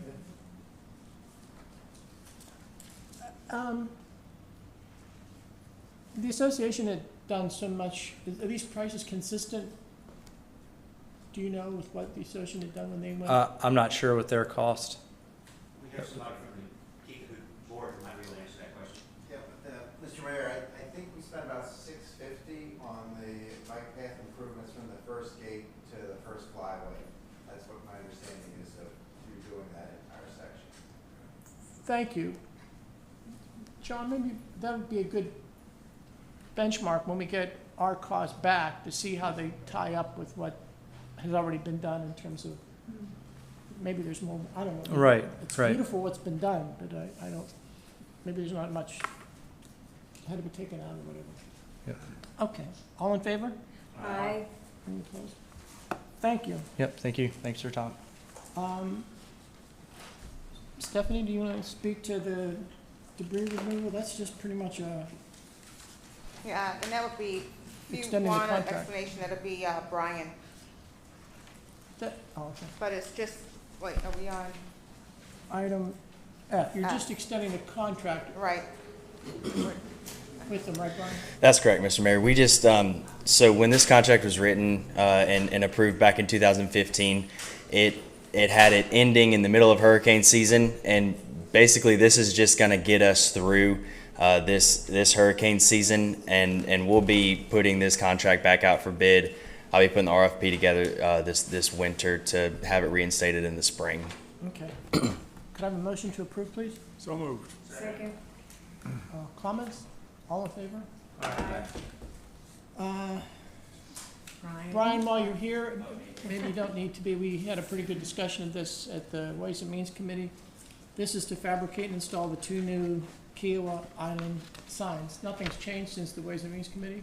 No, Mr. Mayor. Move to approve. Second. Discussion? All in favor? I have a question. Sure. I agree with Scott on this sign out here. Was a decision ever made on this one? I'm sorry? The sign out here?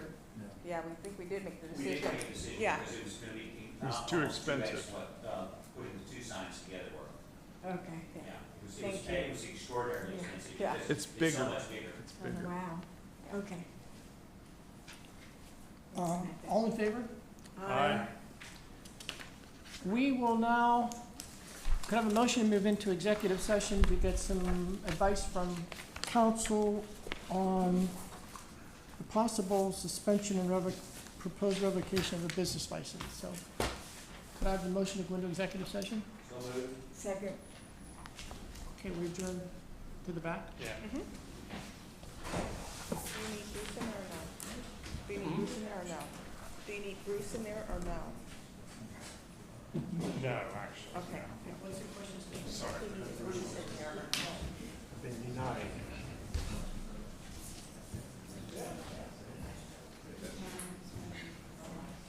How you doing? Nice work.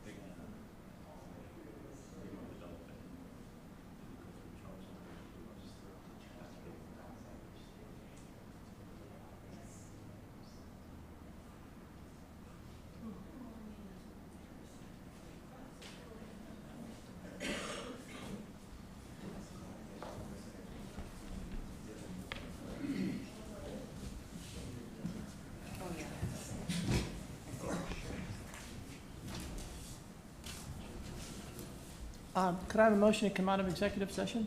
Or So come out of executive or move into regular? I forget. Come out of executive. Come out of executive. Come out of executive. So moved. Second? Okay, no actions, no decisions were made and no actions were taken. Bruce, you're up.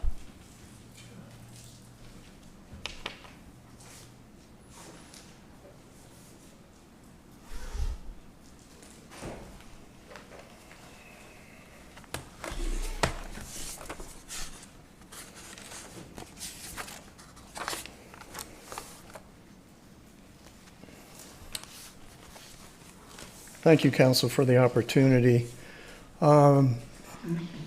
Presenting to you today is something that we don't take very lightly at the town, and it's for your consideration. Reliable Property Managers LLC currently offers two types of services to the residents of Kiowa Island. One is on the construction side, and the other one is on property maintenance. Property maintenance being the cleaning of homes, and I'm assuming lawn maintenance. I don't know if you do lawn maintenance or not. Yeah. So what we're here to discuss today is the violations involving the construction side, and nothing to do with the property maintenance side. Our records indicate that Reliable Property Managers LLC, dating back to January 2016, had obtained 43 permits from the town. Out of those 43 permits, 31 of these projects do not have any building inspections, which is a violation of our ordinances 9-221, 9-223, subparagraph 5. Along with that, the town does require subcontractor permits to be obtained. Out of the 43 permits that were obtained by Reliable Property Managers LLC, 16 projects would have required subcontractor labor permits to be obtained from the town, which is a violation of Ordinance 9-201. The audit was performed for a period from January 1st, 2016 to August 26, 2021. And Reliable Property Managers LLC, through their daily business operations, has shown a blatant disregard for the town ordinances that are in place to protect the safety and welfare of the residents of Kiowa Island. I'm asking council to consider revocation of their business license for the construction services that they offer only. If approved, Reliable Property Managers LLC will be required to obtain a new business license for property maintenance services only for the island. I am open for questions. If any. Suspension. Yes. Are you recommending? I'm recommending revocation. Or how long of a revocation? Probably, I would say no less than 3 years. Council has any questions? Yeah, questions from council? I have a question. Yes, sir. So during the course of this period of time, have you gone to Reliable and said, hey, you're not doing this and you need to start? And if so, what has been the response? We have not gone to Reliable because it's an obligation of all contractors on the island. They know the facts. They know what we require. This is not a requirement only from the town. This is a requirement for any jurisdiction within this state, that contractors are obligated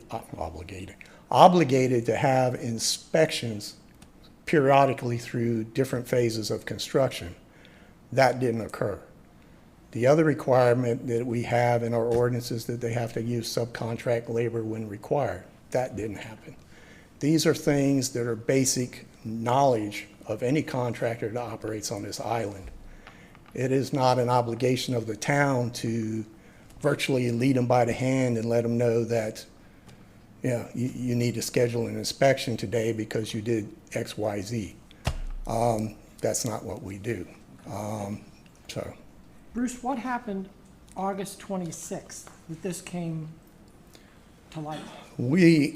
Prior to that date, we received, I think it was the day before, maybe 2 days before, we received a complaint from a local homeowner.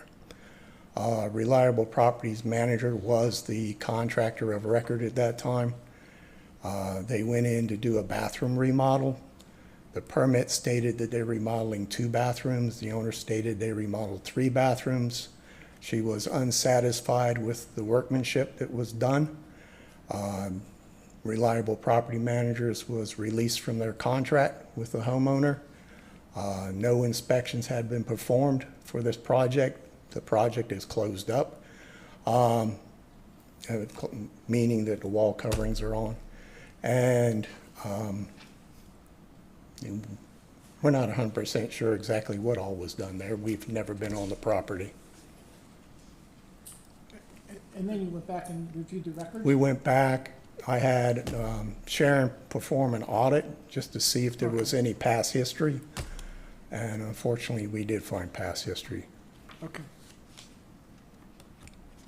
Did you then? During this period of time, did you have conversations with Reliable? I did not. Did anyone on your group? No, we did not. Any other questions of Bruce? Could you just elaborate on the importance of inspections during the project? I mean, you made a mention that project was already closed at that one instance, but just in general, why do you do inspections during the project? Okay. We do inspections, one, to ensure that it meets minimum code standards. That's one reason. The main reason we do it is to ensure safety and ensure that the homeowner is getting a product, obviously, that they paid for. Some projects, not necessarily these under question, have designs that have been created by architects and engineers. So at that point, not only do we inspect for code compliance, but we inspect that the design that was implemented on the plans is actually being implemented in the field, and ensure that those design standards are met for whatever architect or engineer that designed it. Are there any consequences to the homeowners where these permits weren't gotten from the town or I'm not asking the question very well. I guess, is there a consequence to the homeowner that the work wasn't done according to code, or just that it wasn't inspected to ensure code compliance? It wasn't inspected to ensure code compliance. It may or may not meet code. We don't know. The other issue is when a homeowner tries to sell a property, there is now a full disclosure, and we have received, I don't know that that's mandatory by law, that they have to enclose if there's been additional, work done at the home and that, they need to see a listing of permits. But we have received requests in the past from prospective buyers that have there been additional permits pulled on this property? Has there been additional work? If so, has it passed inspection? Did it meet, minimum building codes? And that is very real. That has happened. Those have involved Reliable necessarily? No, not necessarily. That's just in general. Bruce, question for you. It appears that on this list, 3 of them involved situations, including, say, rebuilding a front staircase, where it did have an inspection. So that would indicate the contractor generally understood inspections were necessary. Yeah, in the past history for Reliable and the permits that were involved, there were some permits that subcontractors had actually taken out permits, like the plumber or the electrician. So they know that that's a requirement. They also know that inspections are a requirement. It's nothing new to them. Like I said, they've been operating, our records unfortunately only go back to 2016 with the software updates that we've done over the past. We lost some information that dates prior to 2016. That information just wasn't brought over when we made changes. But dating back to 2016, this has been ongoing. It seems to me that could imply a danger to the homeowner. If there's no inspection, it could be faulty plumbing, faulty electrical, which in turn could create a more serious problem. Yeah, that is a possibility. And the other thing is, to go back and inspect these properties now that they're complete involves cutting walls open. I mean, we're not going to pass something that we can't see and accept that liability. So for a homeowner to say, oh, by the way, I had this company do this work and, they didn't have any inspections and now we got wall coverings and like I said, they have to be cut open in order for us to see them. Let's suppose that they have a job to remodel a bathroom and they're going to obviously do some plumbing work. And the reliable employee is a licensed plumber. Do they still need a sub-permit for that work? No, sir. If they have a licensed individual within the company that can do that work, then they can do that And that's work. the same for electrical or HVAC? Any trade. Gotcha. Yes, sir. So, yeah. But they would still have to get it inspected? It will still have to be inspected. There are companies that operate on the island that are what we refer to as full mechanical contractors. So they do plumbing, electrical, what have you, HVAC work. I mean, that's permitted. They don't need to they'll get separate permits for those individual trades, but it'll all fall under that same company. But I guess my question is, would If they had have to it. get individual permits if they have on-staff licensed plumbers? They would not get a separate permit. They would be allowed they would get a separate permit, but it would fall under that company name. In other words, reliable property managers. Right, but they would, so And they'd be allowed to pull plumbing permits, electrical permits. Oh, okay, so they would have to get separate permits? It would be a separate permit so we could track it for inspection purposes. Any other questions of Mark?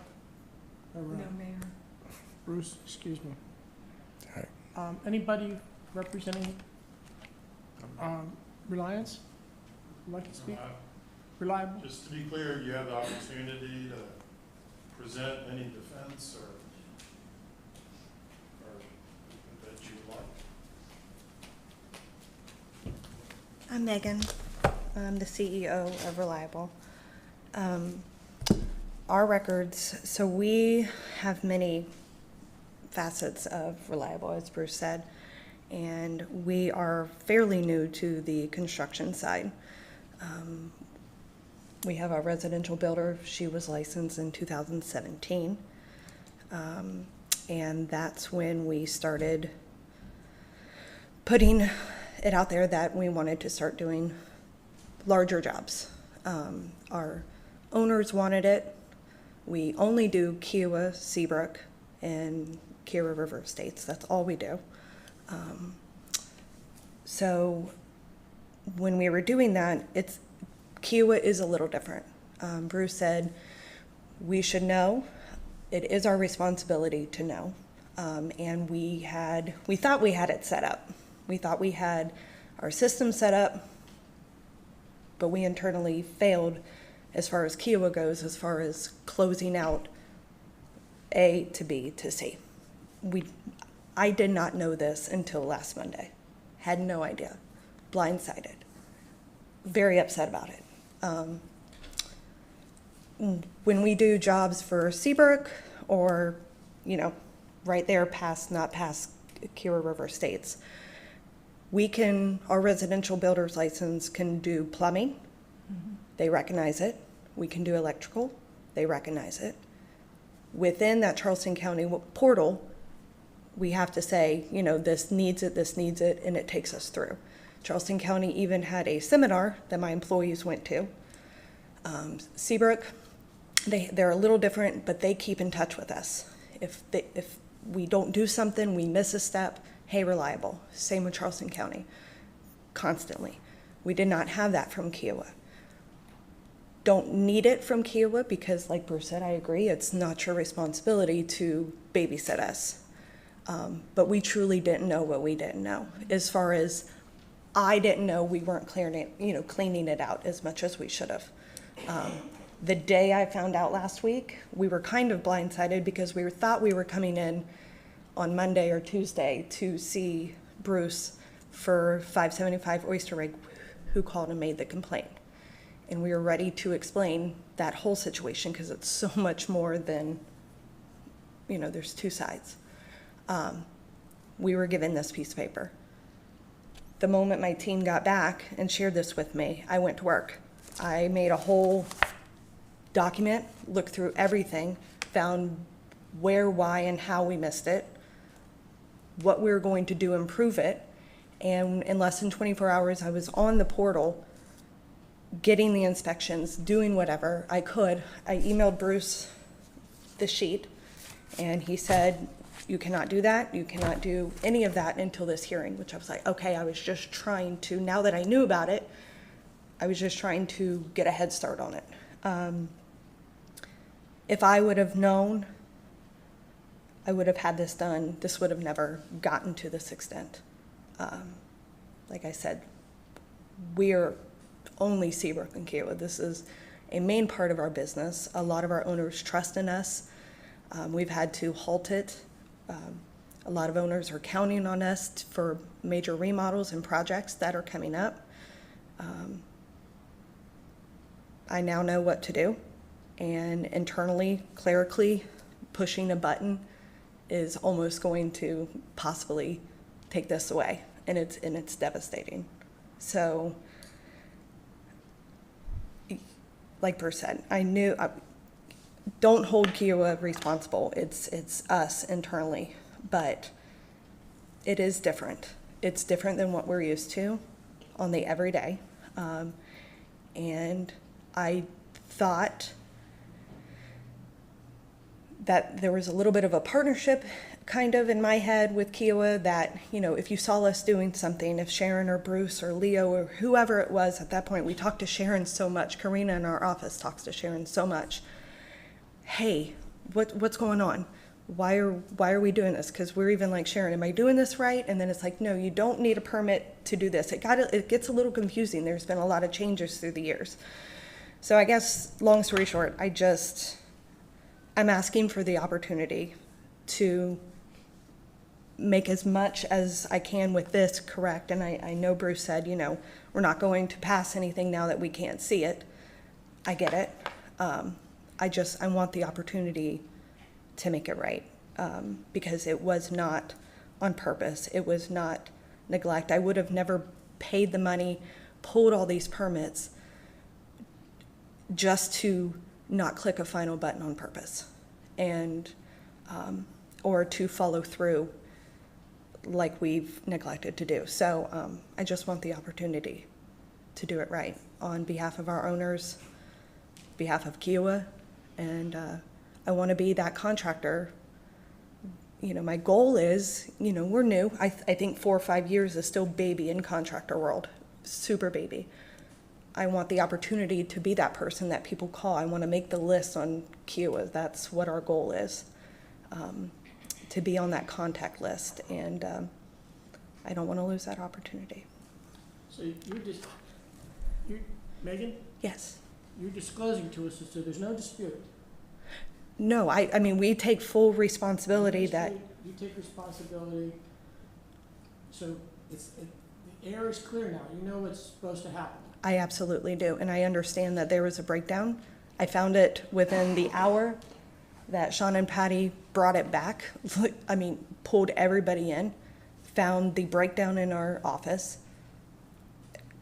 We have, we made a whole new form. I have it with me, a checklist that even before we get the final payment from the owner that we're submitting, all these things that we have to do to check ourselves for Kiowa that are different from, Charleston County and everything. So this does not happen again. And I will be personally involved more on this part of it. I was not, permits in the grand scheme of things, going in the portal, clicking them. I shouldn't have to be involved in that. Apparently I do, and I will be. Did it not occur to you that you would want to get an inspection done on a job you just finished? Absolutely. But you didn't? And it was reported in our office. The person that does the closing out, the permits, whoever opens, we have a person in our office who goes to ARB, gets the encroachment, ARB if needed, town, blah, blah, blah, whatever's needed. That's our thing. Whenever we're ready for, plumbing or whatever, we have subcontractors now that do that. We have a plumber, we have an electrician. We rely on them to do it, which, come to find out, they haven't been doing that either. So I have to check and balance, and that is our responsibility. It's our subcontractor. So now I have to do that. So this isn't obviously an all-inclusive summary of the work that you've done, or is it? I think there's some things on here that, there's 7 of these that are approved and completed. I don't know why they're on that list. Well, no, my point is, so you must have done work somewhere and all the boxes were checked. So this is really a... Yes. Sometimes there were, Karina may not be involved, like she was on maternity leave for 1107 Diota Court just recently. I did all of that. I actually was on the phone with Sharon because Karina was out. I had to have help to even, Sharon, what do I do next? Sharon, what do I do next? Did not even think to look any further.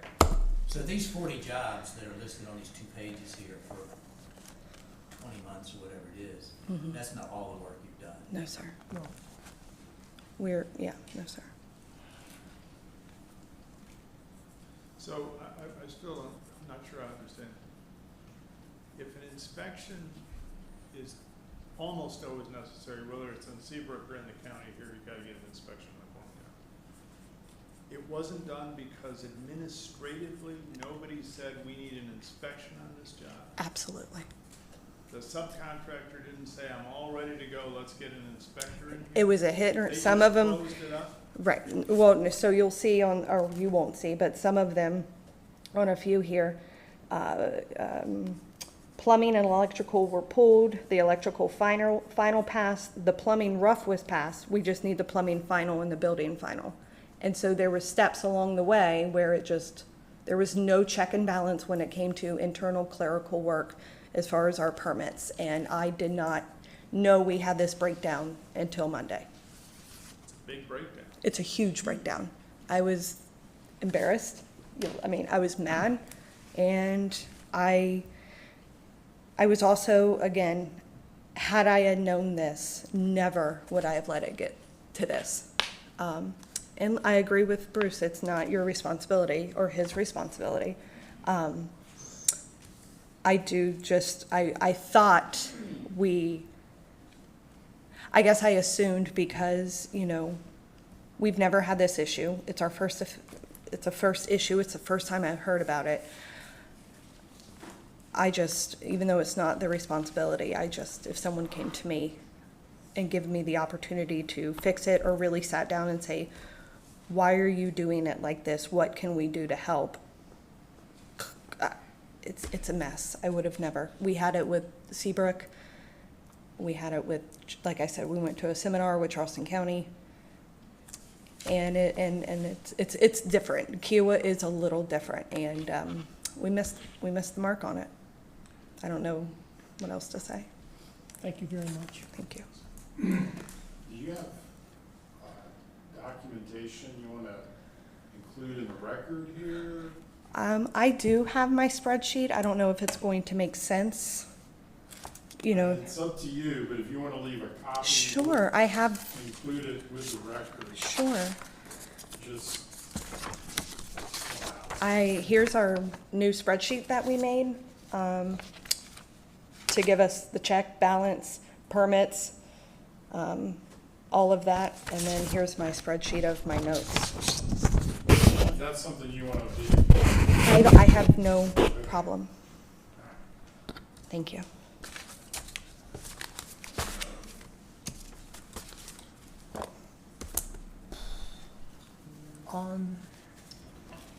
So we take a motion? You can take a motion, you can do it today, you have 10 days to make a decision. But last time we did it a day. Well, then I won't take a motion, I'll ask the council, what's your pleasure? So, let me just make a couple comments. It would seem to me that if you've got a company that's trying to grow a business on Kiowa, and they're relying on Kiowa, Seabrook, and Kiowa River Estates to be their business, they're not going anywhere else, they're not going into this thousands of homes on the rest of Johns Island, they're limited to those three. And for the last, I'll say 2 years, 20 months or so, they have consistently missed a couple of things, sub-permits and inspections. I find it hard to believe that they would intentionally be doing that to try and get by somebody. It just doesn't make logical sense to me. Now, the fact they didn't do it, to your point, yes, they didn't do it. But I don't think there's an intention to defraud or, But it just doesn't if pass not the smell intended, test. then it's a gross mismanagement. Well, it is a gross mismanagement, and quite possibly they need to do something with their management, I don't know, but that's their decision. But it seems to me that the alternatives aren't necessarily binary of keep your license or revoke your license for 3 years. Quite possibly there's something to entertain in between. I'm with John on this, actually. I'm a big believer in redemption, and what I hear is that there was an internal control system failure, which can happen in any business, in the industry. Absolutely. And I think that you have to give people a chance to correct those errors once they're brought to their attention or they're You know, identified. maybe we put them on, double Some sort of secret target probation for monitoring 6 basis. months or Yeah. something, and not have Bruce constantly call him to say, have you done this, have you done this, have you done this?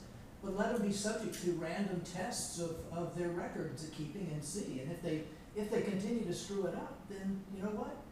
Then they shouldn't be doing business here. But I have a hard time pulling the rug out from under somebody when I just can't logically believe that they've intentionally done these things. Do you wish to make that into a motion, or? Well, let's see, I'm not sure what the motion would be. Help me here, little Joe. Let me suggest one. Yes, sir. Okay? What about 1 year of probation? If during that period there is any violation, any missed inspection, missed permit, anything like that, then your the license is revoked for 1 year. I would, So you got 1 year, you gotta be perfect. Bruce, anything. We'll have to see if we can do that, because that's something. Well, I think Bruce would still have to come to you guys. Okay. Oh, yeah, that's that's a given. But he would be our eyes and ears. but a year of probation, basically. It's a year of probation.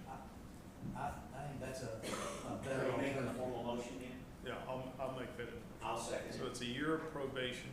If during that period of time we're notified, then there's another hearing and your license is revoked we'll make a decision then based on what we see. Any other comments? I would like to say something. Yes, ma'am. I guess, this has been going on for how many years? 6 years? 2 is it? years, well, Well, this table we're is looking only- at 2 years on 2 here. years. 2 years. And the company has never been told anything about not having these licenses? Inspections? Excuse Yeah, me? well, inspections and About permits. I'm sorry, Yeah, inspections, no, that's permits, nothing? They never have not. informed them of anything. So, Any other comments? I only have one. Just wordsmith, I would also not call it poor management, or I would call it a breakdown of internal controls. From our industry, we had many breakdowns in internal controls, and it happens. So I would, if there's a message that goes out to the construction community, as well as they need to do their workmanship, they have to be doggone sure that their internal controls are spot on, because I do agree with Bruce. We just don't have the staffing, I mean, that's not part of our job to do that, but they have to have controls to do that. Okay, it's been moved and seconded. All in favor? Aye. Any opposed? Town administrators report, please, have a long, lengthy one. No, I have no updates for today. I'll come back next month. Council member reports, committee updates, general comments, oh, Yeah. You have one? We got one. What do you have? Hazard mitigation. what? Oh, yes, that's right. You just want to give an update. We don't have to vote or anything. It's just an update that we have to require for the county to get into the minutes. Very quick. And we'll keep you all. Too late for that. Yeah, it's almost time for that pizza to be delivered. Okay, let me know where. Real quick, and thank you. The hazard mitigation plan, it was signed by council, I think, in October, December meeting, 2020. Been some updates. It is a procedural requirement by the county that we inform council that there were updates. Some of the most notable ones, obviously, the new firm flood maps were put into the manual. They did a count on vulnerable buildings based on the new flood maps. There were public meetings were held for the plan, for the updates, to follow procedural requirements. All flood-prone areas on the of the county are now up to date, and all the hurricane occurrences, including ISIS, is now part of the manual. And that was just some of the significant updates. There's quite a laundry list of others that I'm not going to go over. It's just a matter of informing council that there have been some updates, and if you need to, please review them at your leisure. Thank you. Thank you, sir. And we can send that to them for them to review at their leisure. Citizen comments. Any other citizen comments? I do have two questions that I don't know if it's appropriate to ask them now or after the meeting as far as this situation. Sure. To us or to Bruce or to, Who is the question for? I guess Bruce? what? You can ask them after the meeting. At the meeting, fine. Motion to adjourn. So moved. Oh, I guess I'll second. Well done, guys. We are adjourned.